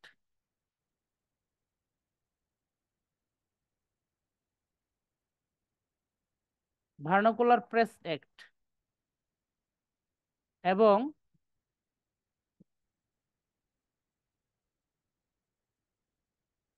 Vernacular press act এটা করেছিলেন লর্ড লিপন। এটার মানে কি? এটা মানে হচ্ছে গিয়ে যে ভারতের যে পত্রিকাগুলো ছিল পত্রিকাগুলোর স্বাধীনতা হরণ করেছিলেন। কিভাবে? আমাদের দেশের পত্রিকার কিন্তু স্বাধীনতা রয়েছে, যে পত্রিকা যা মন চায় তা ছাপাতে পারবে, তবে প্রমাণ দিতে হবে। যদি আগামীকালকে কেউ এই নিউজের জন্য চ্যালেঞ্জ করে তাহলে তাকে প্রমাণ দিতে হবে। এই শর্তে যা ইচ্ছা তা ছাপাতে পারে। কিন্তু ভার্নাকুলার প্রেস অ্যাক্ট যখন প্রণীত হয়েছিল তারপরে দেখা গিয়েছিল কি যে সাংবাদিকরা বা সম্পাদক আগামীকালকে কি কি ছাপানো হবে পত্রিকায় এটা আজকেই এই এলাকার যে প্রশাসক থাকবে তাকে গিয়ে দেখাতে হবে রাত্রে। হ্যাঁ, যে এই লেখাগুলো আগামীকালকে পত্রিকায় ছাপানো হবে। দেখানোর পরে অনুমতি যদি দিত তাহলে ছাপাইতো, যদি অনুমতি না দিত তাহলে ছাপানো যেত না। ওই যে আইনটা, এটাই ছিল ভার্নাকুলার প্রেস অ্যাক্ট, যেটাকে বলা হয় যে সংবাদপত্রের স্বাধীনতা হরণ। আরেকটা তিনি কাজ করেছিলেন অস্ত্র আইন প্রণয়ন। অস্ত্র আইন অর্থাৎ কে অস্ত্র রাখতে পারবে, কয়টা রাখতে পারবে, কি মানের বা দামের বা ক্ষমতাশালী অস্ত্র রাখতে পারবে, এই বিষয় নিয়ে অস্ত্র আইন প্রণয়ন। এই দুইটা কাজ তিনি করেছিলেন Lord Liton. Vernacular press act এবং অস্ত্র আইন প্রণয়ন, এই দুইটা করেছিলেন। আচ্ছা, আর রিপনের বিষয়টা তো দেখলামই। তিনি হচ্ছে ভারতের স্বায়ত্ত শাসনের জনক এবং তাকে বলা হয় ভারত বন্ধু।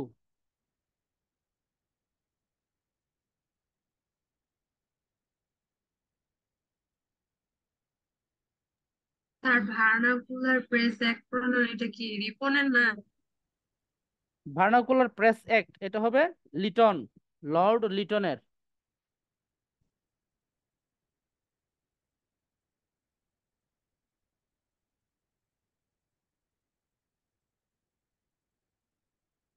ভারত বন্ধু উপাধি কার? রিপন, রিপন। লর্ড রিপন।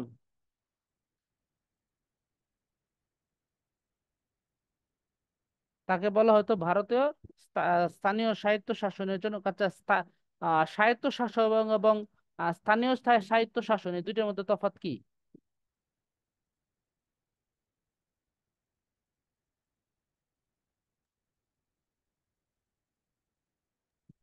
প্রশ্নটা আরেকবার স্যার। স্থানীয় শাসন এবং স্থানীয় স্বায়ত্ত শাসন এই দুইটার মধ্যে তফাৎ।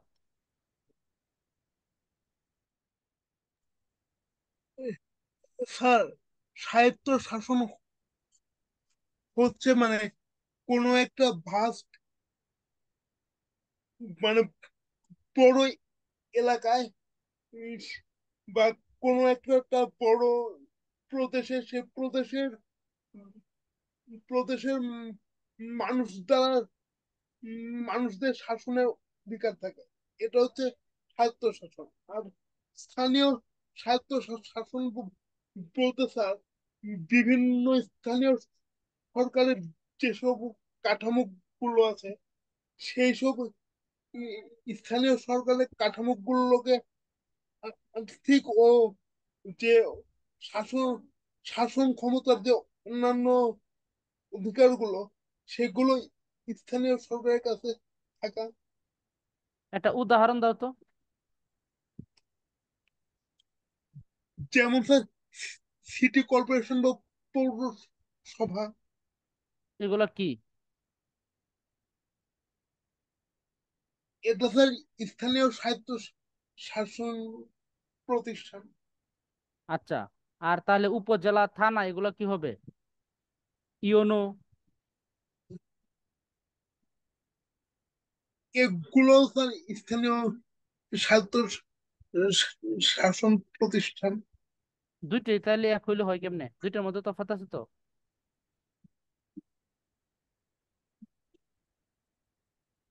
একটা হচ্ছে স্থানীয় স্বায়ত্ত শাসন আর একটা হচ্ছে স্থানীয় শাসন বা স্থানীয় সরকার। একটা হচ্ছে স্থানীয় সরকার আর একটা হচ্ছে স্থানীয় স্বায়ত্তশাসিত সরকার। স্থানীয় সরকার হবে এই যে বললাম না, ইউনো, ওসি, এই যে পদগুলো এগুলো হবে স্থানীয় সরকার। স্থানীয় সরকার কাকে বলে? আমরা জানি যে স্থানীয় সরকার হচ্ছে কেন্দ্রীয় সরকারের একটা অংশ, যেখানে কেন্দ্রীয় সরকার কেন্দ্রীয় সরকারের যে আইন এবং কার্যাবলী রয়েছে সেগুলো সঠিকভাবে প্রণয়ন করে নির্দিষ্ট এলাকা শাসন করার জন্য কেন্দ্র থেকে কিছু লোক পাঠানো হয়, সরকারি লোক। তারা হচ্ছে স্থানীয় সরকার বা স্থানীয় শাসন। যেমন ইউনো, ডিসি, ওসি, এদেরকে কেন্দ্র থেকে পাঠানো হয়েছে সরকারি লোক। এরা সরকারের যে নীতি, সিদ্ধান্ত, কার্যাবলী, দায়িত্ব রয়েছে সেগুলো পালন করবে, এর বাইরে কোনো কাজ করবে না। আর স্থানীয় স্বায়ত্ত শাসন হচ্ছে এরা এদের সাথে মিশে সরকারের কাজগুলা করবে, প্লাস জনগণের সেবা করার জন্য যা যা করার করবে। তবে তারা হবে জনগণ দ্বারা নির্বাচিত। তারা সরকার কর্তৃক সেন্ড করা হবে না, প্রেরণ করা হবে না। এটা হবে জনগণ কর্তৃক নির্বাচিত। তখনই হবে স্থানীয় স্বায়ত্ত শাসন। যেমন কি ইউপি চেয়ারম্যান, পৌরসভার মেয়র, সিটি কর্পোরেশনের মেয়র, উপজেলা চেয়ারম্যান, এরা এরাও কিন্তু স্থানীয় সরকারের অংশ। স্যার তাহলে এমপিরা কি হবে? হ্যাঁ, এমপি স্থানীয় স্বায়ত্তশাসিত সরকার। বুঝতে পারছো? অর্থাৎ যারা জনপ্রতিনিধি তারা হচ্ছে স্থানীয় স্বায়ত্তশাসন, আর যারা সরকারি লোক তারা হচ্ছে স্থানীয় সরকার। বেসিক পার্থক্যটা হচ্ছে এখানে।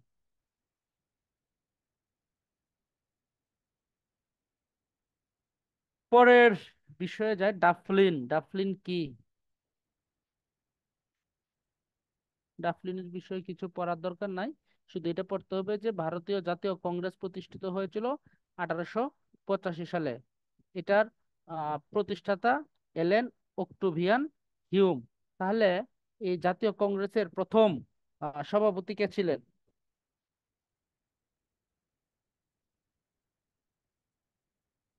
কে ছিলেন এই কংগ্রেসের প্রথম? কে ছিলেন? উমেশচন্দ্র উমেশ ব্যানার্জি। চন্দ্র ব্যানার্জি। হ্যাঁ, ব্যারিস্টার উমেশচন্দ্র ব্যানার্জি।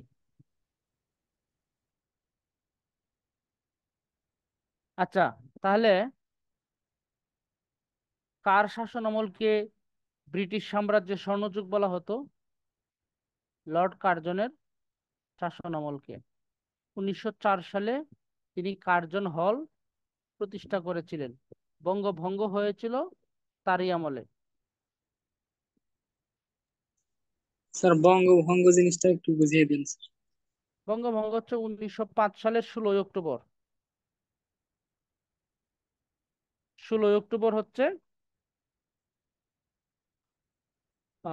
পূর্ববঙ্গ এবং আসাম নামে একটা অংশ, এবং বাংলা, বিহার, উড়িষ্যা নামে আর একটা অংশ করে বাংলাকে দুই ভাগ করা হয়েছিল। তখন কারণ দেখানো হয়েছিল যে বাংলার যে আয়তন সেটা অনেক বড়, এককভাবে শাসন করা সম্ভব না, যে জন্য দুই ভাগে ভাগ করে দুইজন শাসনকর্তা নিয়োগ করা হয়েছিল। মূলত এর কারণটা ছিল হিন্দু মুসলমানদের মধ্যে দ্বন্দ্ব। যদি দুইটা এলাকা এক থাকতো তাহলে দেখা যেত যে হিন্দুরা সব জায়গায় শাসন করত। যখন বঙ্গভঙ্গ হয়ে গেল তখন পূর্ববঙ্গ এবং আসাম এখানে হচ্ছে মুসলিম সংখ্যাগরিষ্ঠ হয়ে গেল, এবং এটা রাজধানী করা হলো ঢাকাকে। আর ওইদিকে যারা ছিল বিহার, উড়িষ্যা, ওরা হিন্দুই থেকে গেল। তাহলে দেখা গেল কি যে পূর্ববঙ্গের যে মুসলমান তারা হচ্ছে হিন্দুদের থেকে মুক্ত হয়ে গেল, প্রভাব মুক্ত হয়ে গিয়ে তারা তাদের মতো বাস করতে লাগলো, যেটা হিন্দুরা মানতে পারে নাই। যেই জন্য হিন্দুরা তারা কি করলো, বঙ্গভঙ্গ রদের জন্য আন্দোলন শুরু করলো।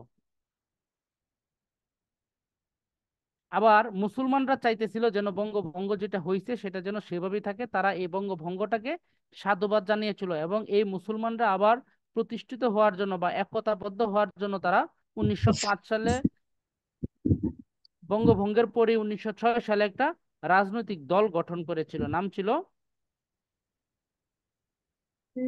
All India Muslim League.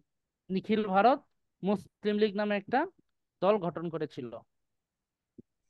Sir জি। এখানে বঙ্গভঙ্গের সালটা একটু ভুল দেওয়া আছে। যেমন? বঙ্গভঙ্গ বঙ্গভঙ্গের সালটা হ্যাঁ, কত সাল দেয়া আছে? 1911, কিন্তু বঙ্গভঙ্গ হয় হচ্ছে 1905-এ, আর রদ হয় 1911।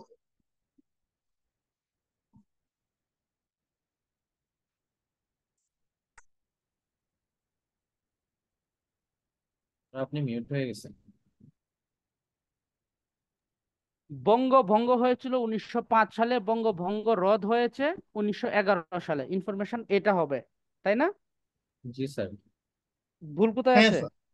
স্যার এখানে লেখছে বঙ্গভঙ্গ হয় 1911। ও আচ্ছা আচ্ছা, এই যে এটা, এটা হবে 1911 সালে। বঙ্গভঙ্গ রদ, রদ শব্দটা লেখে না আর কি।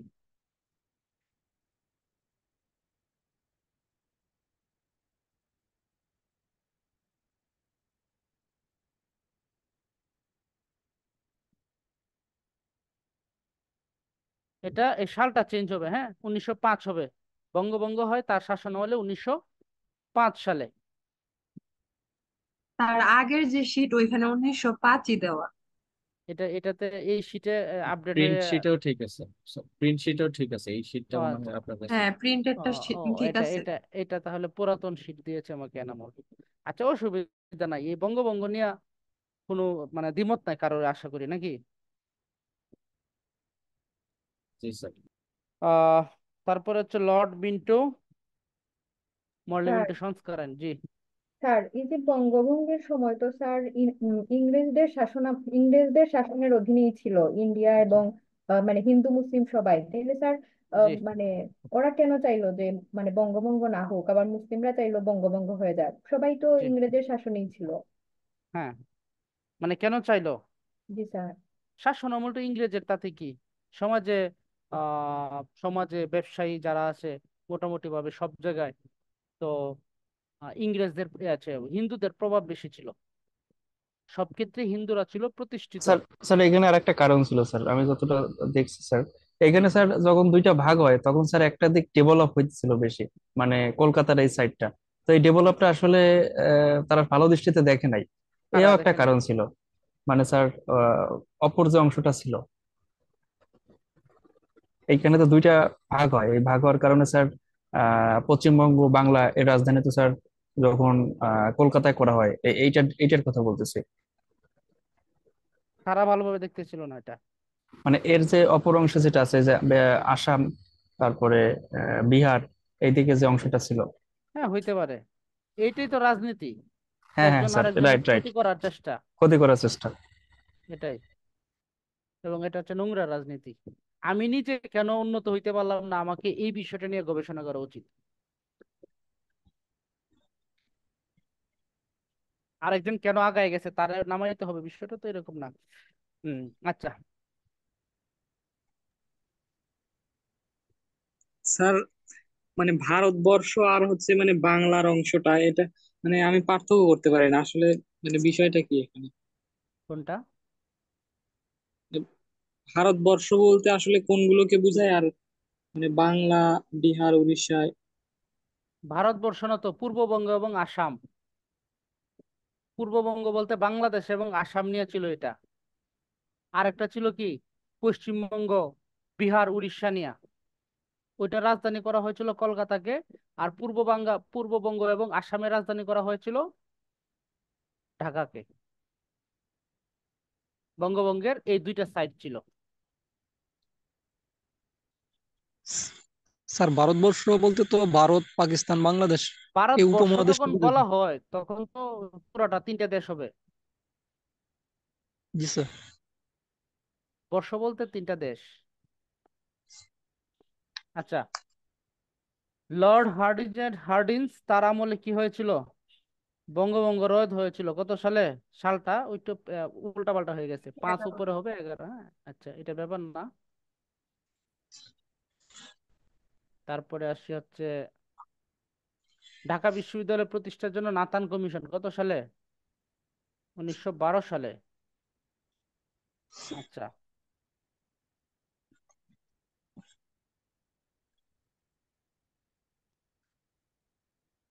হার্ডিঞ্জ ব্রিজ কত সালে হয়েছিল? 1900 কত সালে? 1915 সালে হার্ডিঞ্জ ব্রিজ স্থাপন করা হয়েছিল। আচ্ছা, মন্টেগো ট্রান্সপোর্ট সংস্কার আইন কত সালের? 1919 সালের। ভারত শাসন আইন ওইগুলো লাগবে না, ওগুলো পড়া দরকার নাই, শুধু এটা পড়লে হবে 43-এর দুর্ভিক্ষ বা 50 মন্বন্তর, যেটা বাংলা হয়েছিল 1350-এ আর ইংরেজি হয়েছিল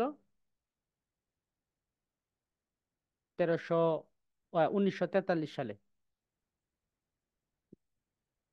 উম, উম, এই 50-এর মন্বন্তর বা 43-এর দুর্ভিক্ষ নিয়ে বিখ্যাত একটা একটা চিত্রকর্ম রয়েছে, নাম হচ্ছে ম্যাডোনা 43, নির্মাতা জয়নুল আবেদিন, আবেদিনটা হয়ে গেছে আবেদন। নির্মিত চলচ্চিত্র মৃণাল সেনের অকালের সন্ধানে এবং সত্যজিৎ রায়ের অশনি সংকেত। এগুলো নিয়ে প্রশ্ন আসতে পারে যে সত্যজিৎ রায়ের অসতী সংকেত কোন প্রেক্ষাপটে নির্মিত। প্রেক্ষাপটটা ছিল 43-এ দুর্ভিক্ষ, লর্ড মাউন্ট ব্যাটেন সর্বশেষ ভাইসরয়। আচ্ছা, এবার এখানে আমরা ঘটনাগুলা এগুলা মুখস্থ করব। আচ্ছা, ব্রিটিশ বিরোধী আন্দোলন, ফকির সন্ন্যাসী আন্দোলন ছিল প্রথম, হচ্ছে ব্রিটিশ বিরোধী আন্দোলন। আচ্ছা, ফকিরদের নেতা ছিল ফকির মজনু শাহ, আর সন্ন্যাসীদের ছিল ভবানী পাঠক। মজনু শাহ প্রথম আন্দোলন শুরু করেছিলেন রংপুর অঞ্চল থেকে। দেবী চৌধুরানী নামে একজন জমিদার বা রানী, মহিলা রানী, এই সন্ন্যাসী আন্দোলনের যে নেতা ভবানী পাঠক তাকে পৃষ্ঠপোষকতা করতেন এবং সমর্থন দিতেন। এবং এই যে দেবী চৌধুরানী, তার নামে কিন্তু একটা উপন্যাস রয়েছে। এই উপন্যাসটা রচয়িতা কে? দেবী চৌধুরানী? স্যার, রবীন্দ্রনাথ ঠাকুর। নো, বলো তো। বঙ্কিমচন্দ্র ও, চট্টোপাধ্যায়। হ্যাঁ, বঙ্কিমচন্দ্র চট্টোপাধ্যায়। বঙ্কিমচন্দ্র চট্টোপাধ্যায় যে দেবী চৌধুরানী রচনা করেছিলেন, এটা হচ্ছে প্রেক্ষাপটটা ছিল ফকির সন্ন্যাসী আন্দোলন। হুম। আচ্ছা,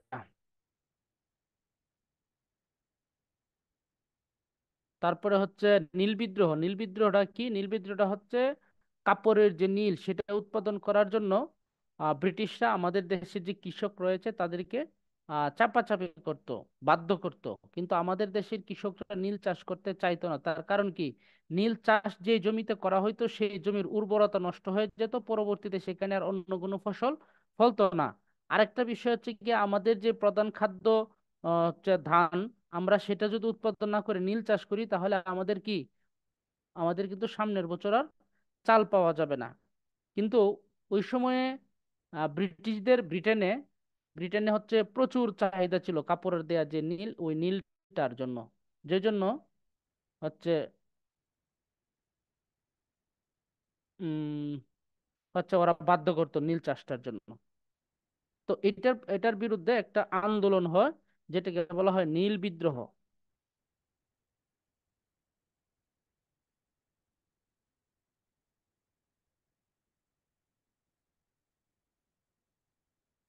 আচ্ছা, তো নীল বিদ্রোহটা হয়েছিল, শেষ হয়েছিল, শুরু হয়েছিল প্রায় 1859-এর দিকে, আর এটা নীল কমিশন গঠিত হয় 1861 সালে। হুম। আর নীল যে আন্দোলন সেটা হচ্ছে এই তারপর পরই শেষ হয়ে যায় আর কি।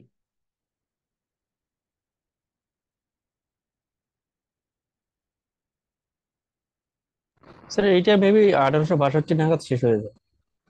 ওই তো কয়েক বছরই ছিল আর কি, ওই সালগুলা গুরুত্বপূর্ণ না, কবে শেষ হয়েছে কবে শুরু হয়েছে। হ্যাঁ স্যার, এগুলো তো একটাই না। শুধু শুধু লোড নিয়ে লাভ আছে না তোমার? স্যার, এইগুলো ইম্পর্টেন্ট যেগুলোই সেগুলোই নেওয়া দরকার। হ্যাঁ, তোমার হচ্ছে ওই গুরুত্বপূর্ণ হচ্ছে নীল বিদ্রোহ কি ওইটা সম্পর্কে একটু বোঝা। আর হচ্ছে এটা আসতে পারে যে উম, বোনার্ড, প্রথম ইউরোপীয় নীলকর কে ছিলেন? Luis Bonnard. তারপর হচ্ছে আরো কিছু প্রশ্ন আসতে পারে। নীল বিদ্রোহে প্রথম শহীদ ছিলেন বিশ্বনাথ সর্দার। আচ্ছা, উম আব্দুল লতিফ হচ্ছে নীল যে মামলা হয়েছিল সেই মামলাটাতে তিনি নীল চাষীদের পক্ষে রায় দিয়েছিলেন, তখন তিনি ছিলেন যশোরের ম্যাজিস্ট্রেট। এই প্রশ্নটা আসতে পারে। নবাব আব্দুল লতিফ। আচ্ছা, তারপর হচ্ছে কৃত্রিম নীল তৈরি হয় কবে? কৃত্রিম নীল, কৃত্রিম নীল তৈরি হয় হলো গিয়া 1892 সালে। কৃত্রিম নীল নীল তৈরি হয় 1892 সালে।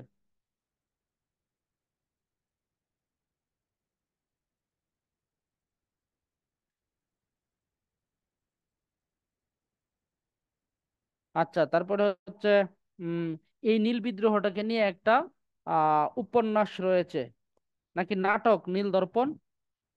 স্যার নাটক আছে একটা। নাটক নীল দর্পণ, এটা রচয়িতা কে? দীনবন্ধু মিত্র। বীর মোশাররফ চিন্না। না, দীনবন্ধু মিত্র। দীনবন্ধু মিত্র এটার রচয়িতা। এটা যখন প্রকাশ করা হয়েছিল তখন তো ব্রিটিশদের ভয়ে তিনি নিজের নাম না দিয়ে অন্য একটা নাম দিয়েছিলেন, এবং এটাকে ইংরেজিতে অনুবাদ করা হয়েছিল, নাম কি ছিল? The Indigo planting mirror. The Indigo planting mirror, এটা ছিল ইংরেজি অনুবাদ। এটা অনুবাদ করেছিলেন মাইকেল মধুসূদন দত্ত, এবং এটা প্রকাশ করেছিলেন জেমস লং নামে একজন ইংরেজ ব্যক্তি।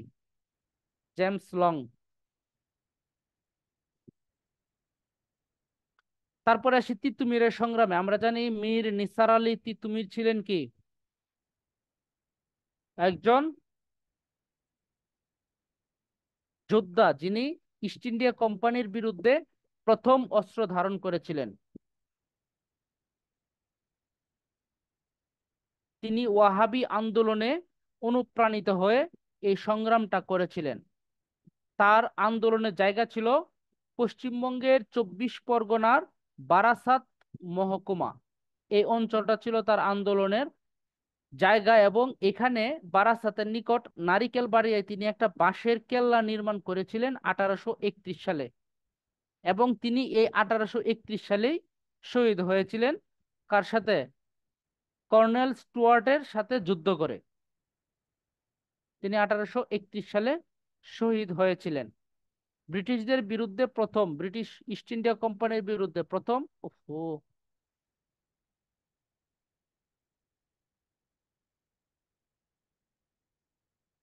প্রথম অস্ত্র ধারণ করেছিলেন তিতুমির।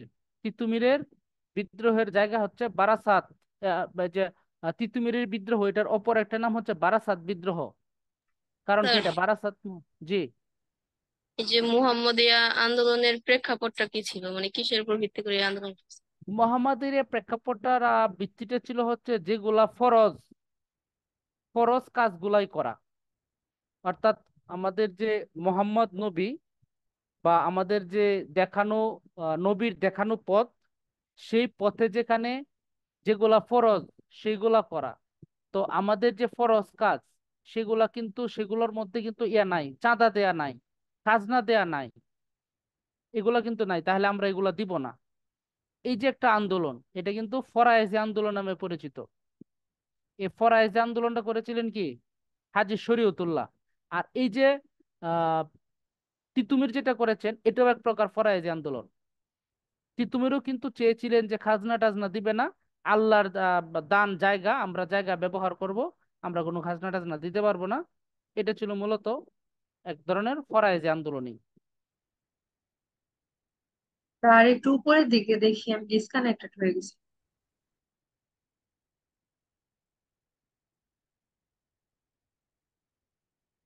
কোন দিকে? আর উপরে? না স্যার,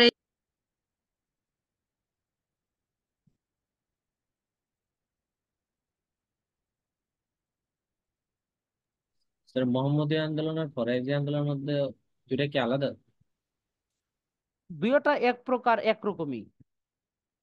ফরায়েজি আর মোহাম্মদিয়া প্রায় একই। দুইটারই বিষয়টা ছিল এরকম যে আমরা যেগুলা ফরজ, ফরজের বাহিরে কোনো কিছু দিব না।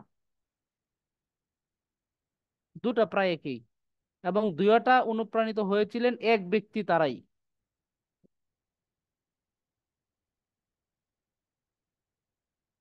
এক হাজী ব্যক্তি। শরীয়ত হ্যাঁ, হাজী হাজী শরীয়তুল্লাহ। শরীয়তুল্লাহ কিন্তু যেটা করেছিলেন ফরাইজ আন্দোলন, সেটা কিন্তু সৈয়দ আহমেদ ব্রেলভি থেকে অনুপ্রাণিত হয়ে, এই মীর নিসার আলী তিতুমির যেটা করেছেন সেটাও কিন্তু সেই সৈয়দ আহমেদ ব্রেলভি থেকে অনুপ্রাণিত হয়। এক ব্যক্তির ভাব দ্বারাই দুইজন অনুপ্রাণিত হয়েছিলেন।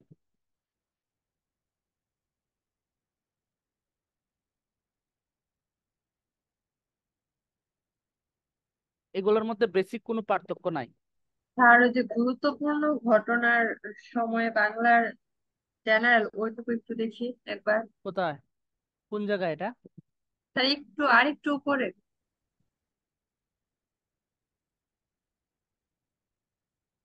এটা জি স্যার, এখানে তো মার্কই করেন নাই। এটা আমি মার্ক কি করবো? এটা সবটাই গুরুত্বপূর্ণ। এখানে তো আমার ছাড়ার জায়গা নাই, এখানে কোনটা ছাড়বো বলো? সিপাহী বিদ্রোহ স্যার ছাড়তে এটা কি পারবো? সম্পূর্ণটাই স্যার পড়বো? সম্পূর্ণটাই পড়তে হবে, আর এগুলো তো সহজ। সিপাহী বিদ্রোহ কত সালে হয়েছিল, নীল কমিশন কত সালে গঠন হয়েছিল, বঙ্গভঙ্গ কত সালে, স্বদেশী আন্দোলন কত সালে। স্বদেশী আন্দোলনের প্রেক্ষাপটটা তো বলছিলামই, যে যখন বঙ্গভঙ্গ করা হয় তখন হচ্ছে হিন্দু সম্প্রদায় যারা, তারা সেটা মানতে পারে নাই, না মানতে পেরে তারা স্বদেশী আন্দোলনে ডাক দিল।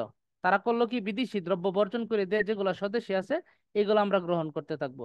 1906 সাল থেকে আন্দোলনটা 11 সাল পর্যন্ত চলতেছিল, ওই বঙ্গভঙ্গ রদের আগ পর্যন্ত। তখন বাধ্য হয়ে ব্রিটিশ সরকার বঙ্গভঙ্গ রদ করেছিল। এটা ছিল স্বদেশী আন্দোলন। আর বঙ্গভঙ্গ রদ এবং অবিভক্ত বাংলার প্রথম গভর্নর। স্যার এগুলা সাল সহ কি পড়তে হবে? সালগুলো তো গুরুত্বপূর্ণ, এগুলা এগুলো তো বাদ দেওয়া যাবে না। আচ্ছা, 1857 এটা কি বাদ দেওয়া যাবে? 1860 নীল কমিশন গঠন, বাদ দেওয়ার সুযোগ নাই। তারপর হচ্ছে বঙ্গভঙ্গ, সুযোগ নাই। স্বদেশী আন্দোলন, সুযোগ নাই। বঙ্গভঙ্গ রদ, সুযোগ নাই। ঢাকা বিশ্ববিদ্যালয়ের প্রতিষ্ঠা, সুযোগ নাই। বাংলার প্রথম প্রাদেশিক নির্বাচন, তারপর হচ্ছে 43 দুর্ভিক্ষ, দেশ ভাগ, কোনটা বাদ দিবে বলো? আর এগুলো মুখস্থ করা লাগে? এগুলো তো এমনি মনে থাকার কথা, এগুলো তো সহজ। চিন্তা করে দেখো তুমি, এগুলোর মতো সহজ আরো কোনো প্রশ্ন আছে কিনা। এর থেকে সব সহজ প্রশ্ন, সহজ হচ্ছে গিয়ে যে বাংলাদেশের মুক্তিযুদ্ধ কত সালে হয়েছিল, ওইটা এর থেকে সহজ। এর থেকে আর কোনো সহজ প্রশ্ন নাই। এগুলো তো তোমাদের মুখে মুখে থাকবে।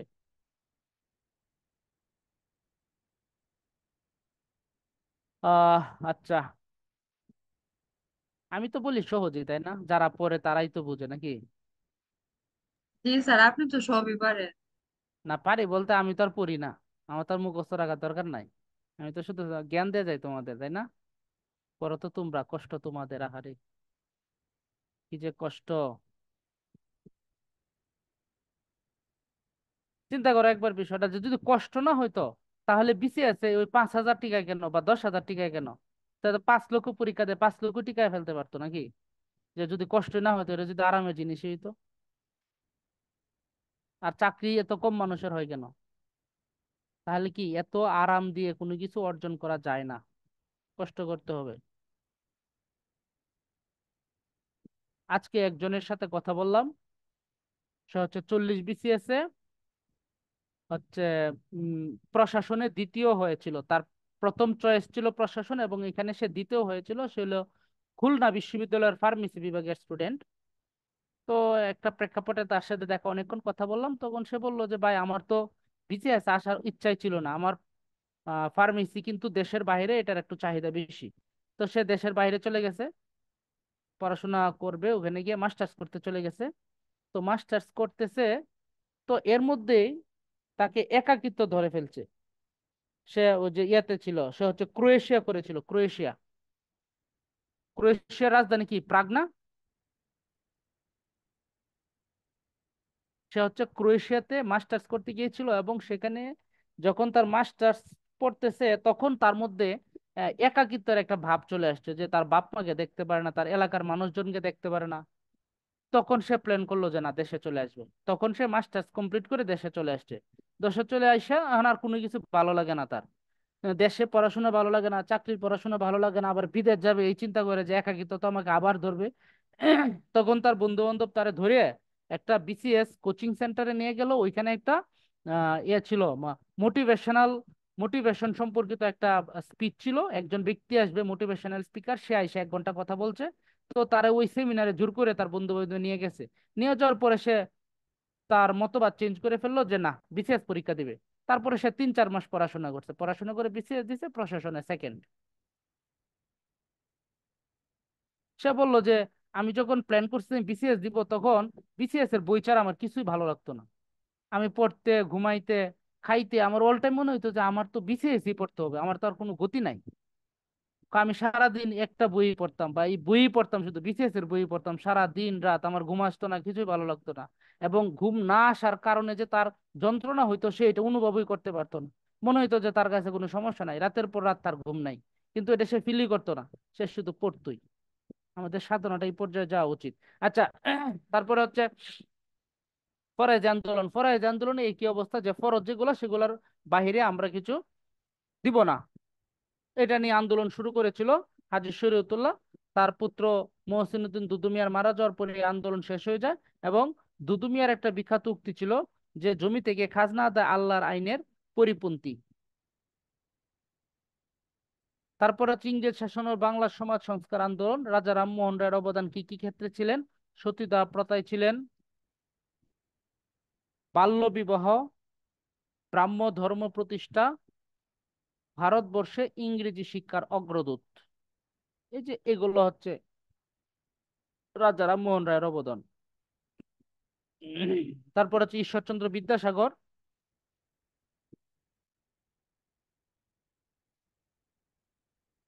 ঈশ্বরচন্দ্র বিদ্যাসাগর, রাজা রামমোহন রায়ের কিছু বইয়ের আমাদের কিন্তু নাম মুখস্থ রাখা দরকার। যেমন হচ্ছে তার একটা বিখ্যাত বই আছে গৌড়ীয় ব্যাকরণ।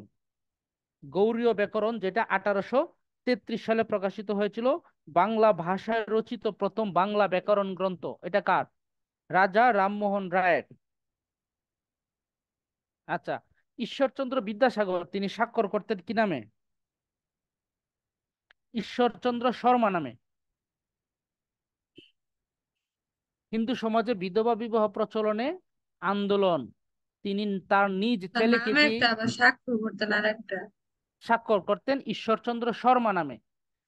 আর তার নাম ছিল ঈশ্বরচন্দ্র বিদ্যাসাগর। আর তার পারিবারিক নাম ছিল কি? ঈশ্বরচন্দ্র বন্দ্যোপাধ্যায়।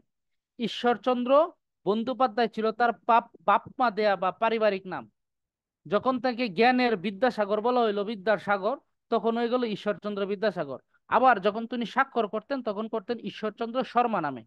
আচ্ছা, হিন্দু সমাজে বিধবা বিবাহ প্রচলনে আন্দোলন করেছিলেন এবং তার নিজ ছেলেকে একজন বিধবার সাথে বিয়ে দিয়েছিলেন। তিনি, আমরা জানি যে একটা গল্প প্রচলিত আছে যে তিনি তার মাকে দেখার জন্য তিনি নদী সাঁতরে পার হয়ে এসেছিলেন। ওই নদীটার নাম হচ্ছে দামোদর নদ। হাজী মোহাম্মদ মহসিন, তার টাকায় হুগলিতে প্রতিষ্ঠিত হয়েছিল ইমামবাড়া। ইমামবাড়া মানে হচ্ছে কি একটা মসজিদ, এবং হচ্ছে এখানে অতিথি থাকার মতো একটা বাসভবন, এটাই, আর কিছু না। সবচেয়ে আনন্দের বিষয় কি জানো? টাকা তার ছিল না, টাকা ছিল তার সৎ বোন মুন্নুজানের। মুন্নুজানের টাকা সে পাইছে, পায় মাগনা পাইছে, মাগনা উড়াই দিছে আর কি। নবাব আব্দুল লতিফ মুসলমানদের আধুনিক শিক্ষা প্রচলনের প্রাণ পুরুষ, যে জন্য মুসলমানরা তাকে ভুল বুঝে বলতো হিন্দুদের দালাল। কারণ কি? তিনি প্রথম অনুভব করেছিলেন যে যতদিন পর্যন্ত মুসলমানরা ইংরেজিতে দক্ষ না হবে ততদিন পর্যন্ত মুসলমানরা পিছিয়ে থাকবে। কারণ কি? তাদের যে দাবি দাওয়া রয়েছে সেগুলো ইংরেজদেরকে সহজভাবে বোঝানোর জন্য বা ইংরেজদের আনুগত্য লাভ করার জন্য সবার আগে আমাদেরকে মনের ভাব প্রকাশের যে মাধ্যম সেটা শিখতে হবে, ইংরেজি ভাষাটা শিখতে হবে। তখন আমাদের ওই সময় মুসলমান সমাজ মনে করতো যে ইংরেজি শিক্ষা কি পাপের কাজ, এগুলো করা যাবে না। যে জন্য হিন্দুরা এগিয়ে ছিল এবং মুসলমানরা পিছিয়ে ছিল। কিন্তু নবাব আব্দুল লতিফ চেয়েছিলেন মুসলমানদেরকে ইংরেজি শিক্ষায় শিক্ষিত করতে।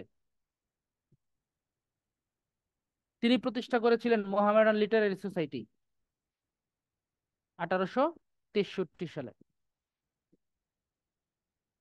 সৈয়দ আমির আলী, তিনি কলকাতা হাইকোর্টের প্রথম মুসলিম বিচারপতি। তিনি সেন্ট্রাল ন্যাশনাল মোহামেডান অ্যাসোসিয়েশন প্রতিষ্ঠা করেছিলেন। তার দুইটা বিখ্যাত গ্রন্থ, the Spirit of Islam, a short story of Saracens. Saracens মানে কি? সারাসেন্স হচ্ছে আরবের বেদুইন। A short history of সারাসেন্স।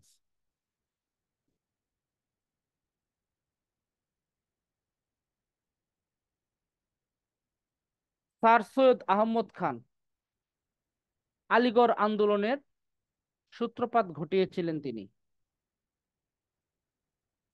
Nawab sir Salimullah ওনার কথা বললে শেষ করা যাবে না। নিখিল স্যার ভারত আলিগড় আন্দোলনটা কি ছিল? আলীগড় আন্দোলনটা যে কি ছিল, আলীগড় আন্দোলনটা তেমন কিছু ছিল না। আলীগড় একটা জায়গা, সেখানে তিনি রাজনৈতিক, সামাজিক, সাংস্কৃতিক এইসব ক্ষেত্রে তিনি প্রগতিশীল ভাবধারা গড়ে তোলার জন্য আন্দোলন করেছিলেন। আর প্রগতিশীল আমরা জানি যে আমরা যারা কট্টরপন্থী ধর্মীয় দিক থেকে আছি, তারা এই প্রগতিশীলতাকে আমরা পছন্দ করি না। প্রগতিশীলতা মানে কি?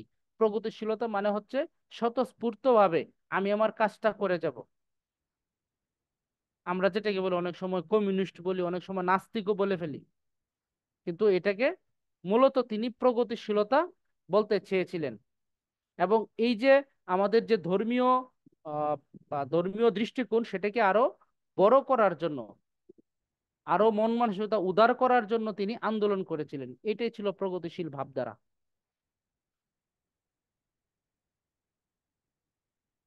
এখন আবার প্রগতিশীলতা এমন জায়গায় যাচ্ছে যে সবচেয়ে দুঃখের বিষয়, আমি আমার প্রাণের বিদ্যাপীঠ ঢাকা বিশ্ববিদ্যালয়ে গিয়ে দেখি সিগারেট খায় ওপেন মেয়েরা। খুব হতাশ হয়েছে এটা দেখে। বলার কিছু নাই, কারণ এটা এখন ট্রেন্ড একটা চলতেছে। এখন মেয়েরা সিগারেট খায় ওপেন, এবং এরা চেইন স্মোকার। যে এরা একবার খাচ্ছে বিষয়টা এরকম না, এরা চেইন স্মোকার এরা। সমান অধিকার স্যার, জি, সমান অধিকার। সমান অধিকার, সেটাই ঠিক। কারো বলার কিছু নাই তো, বললে তো আরো সমস্যা, মামলা দিলে উপায় নাই। তিনি ঢাকা বিশ্ববিদ্যালয় প্রতিষ্ঠায় প্রত্যক্ষ ভূমিকা পালন করেছিলেন। আচ্ছা, সিপাহী বিদ্রোহ হয়েছিল 1857 সালে। এনফিল্ড নামক একটা বন্দুকের মাথায় বলা হয়েছিল যে এখানে গরু এবং শূকরের চর্বি মিশ্রিত রয়েছে, যেই জন্য গরুর কথা শুনে হিন্দু খেপেছে এবং শূকরের কথা শুনে শুনে মুসলিম খেপেছে।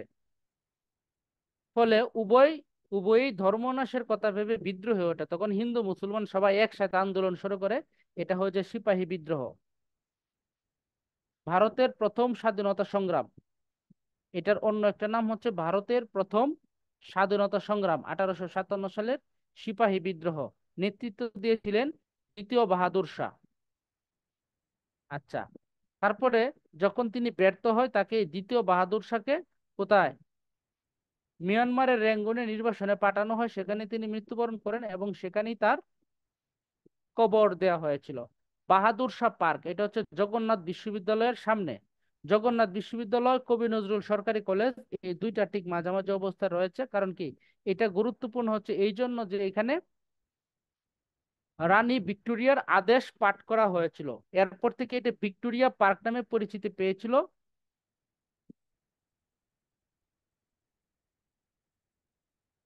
তারপরে হচ্ছে এটা 1700 না, এটা হবে 1957। কারণ কি, কারণ হচ্ছে সিপাহী বিদ্রোহের শতবর্ষ কত সালে হবে? 1957 তো, তাই না? 1957 সালে এই পার্কের নাম দেওয়া হয়েছিল বাহাদুর শাহ পার্ক।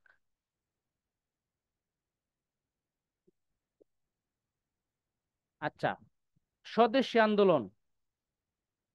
স্বদেশী আন্দোলন তো বলছিলামই, ঘটনা কি ছিল? ব্রিটিশ বিরোধী আন্দোলন। এটা হচ্ছে একটা ব্রিটিশ বিরোধী আন্দোলন।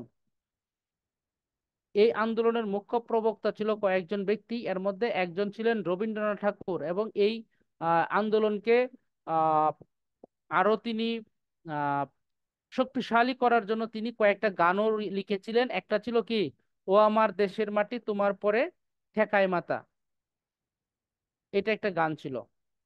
তিনি এই ভঙ্গের বিরোধিতা করে একটা অনুষ্ঠানের প্রচলন করেছিলেন, সেটা হচ্ছে রাখি বন্ধন।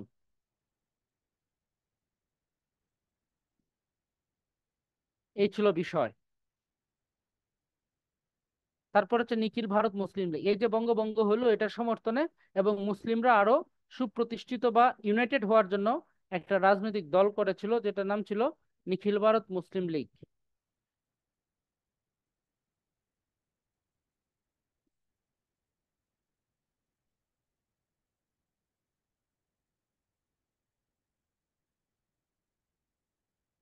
বাংলায় সশস্ত্র বিপ্লব আন্দোলনকারী,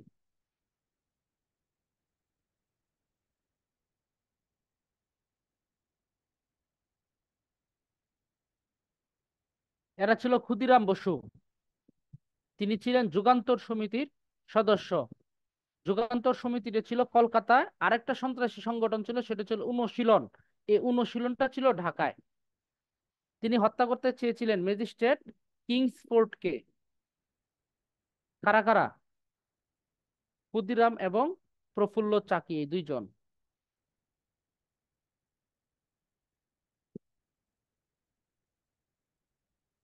বাঘাযতীন, বাঘাযতীনের বাড়ি হচ্ছে কোথায়?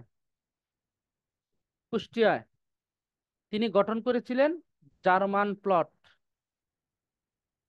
মাস্টারদা সূর্য সেন বাড়ি হচ্ছে চট্টগ্রামে। তিনি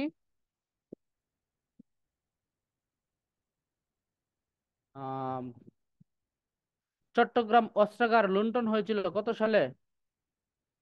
1930 সালে চট্টগ্রামের দুইটা সরকারি অস্ত্রাগার লুণ্ঠন করেছিলেন।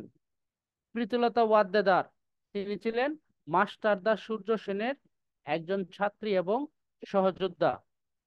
তিনি আক্রমণ করেছিলেন পাহাড়তলী ইউরোপিয়ান ক্লাব এবং সেখানে তিনি গ্রেপ্তার হওয়ার উপক্রম হওয়ার পূর্বেই বিষ পানে আত্মহত্যা করেছিলেন। বিষ পান মানে হচ্ছে সায়োনাইড।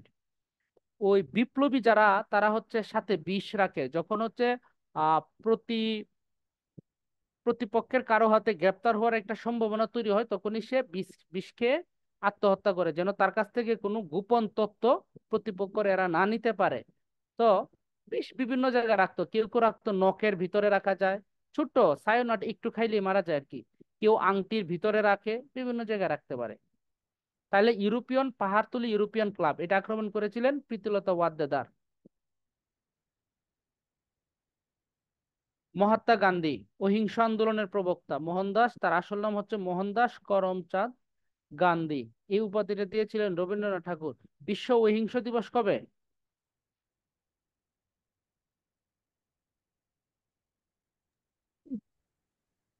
2রা অক্টোবর।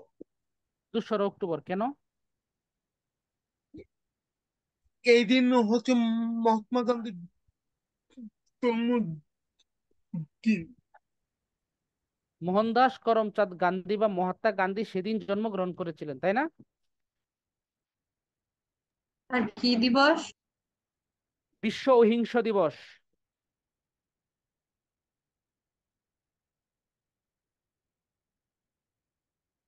আচ্ছা, স্বরাজ পার্টি এটার প্রতিষ্ঠাতা বললেন কে? 3রা অক্টোবর না কি বললেন? 2রা অক্টোবর। 2রা অক্টোবর। জি, 2রা অক্টোবরকে বলা হয় বিশ্ব অহিংসা দিবস। তার কারণ হচ্ছে কি, এই 2রা অক্টোবর হচ্ছে মহাত্মা গান্ধীর জন্মদিন। আচ্ছা, স্বরাজ পার্টি, স্বরাজ পার্টি গঠিত হয়েছিল 1922 সালে। এটার প্রতিষ্ঠাতা কে? দেশবন্ধু চিত্তরঞ্জন দাস। দেশবন্ধু চিত্তরঞ্জন দাস ছিলেন মূলত একজন আহ কংগ্রেসের নেতা।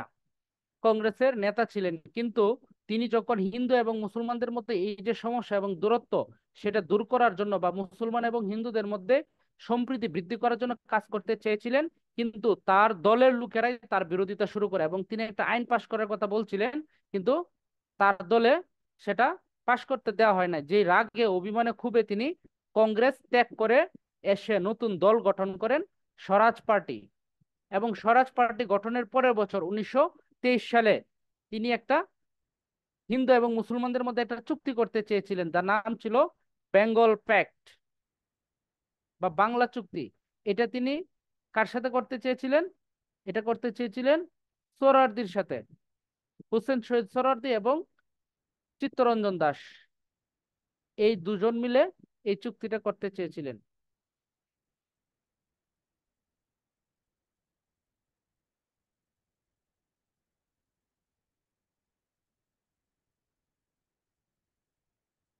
দেশ ভাগের প্রেক্ষাপট এবং প্রক্রিয়া।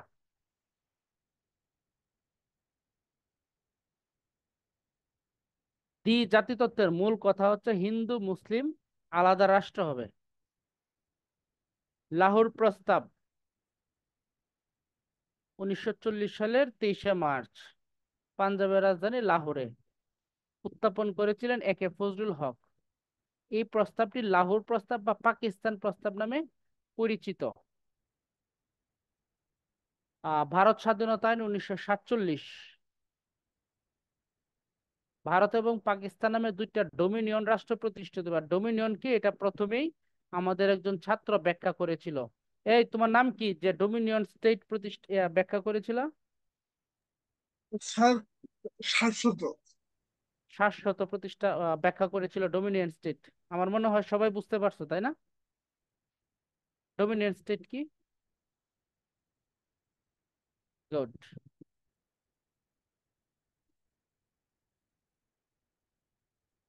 এখন বলো কারো কোনো প্রশ্ন আছে কিনা, যদি না থাকে তাহলে শেষ করব, রাত গভীর হয়ে গেছে তাই না?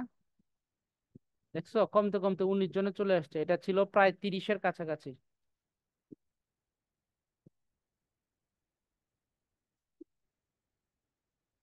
তাহলে কি আমরা শেষ করব?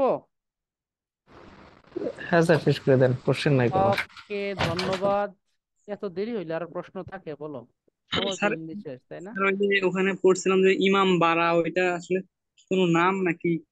আরে ওইটা হচ্ছে জাস্ট একটা মসজিদ, ওইটা ইমামবাড়া। ঠিক আছে।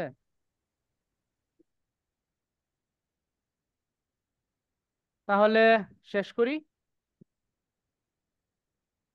ওকে, আল্লাহ হাফেজ, সবাই ভালো থেকো। স্যার আপনাকে অসংখ্য ধন্যবাদ। আচ্ছা ঠিক আছে।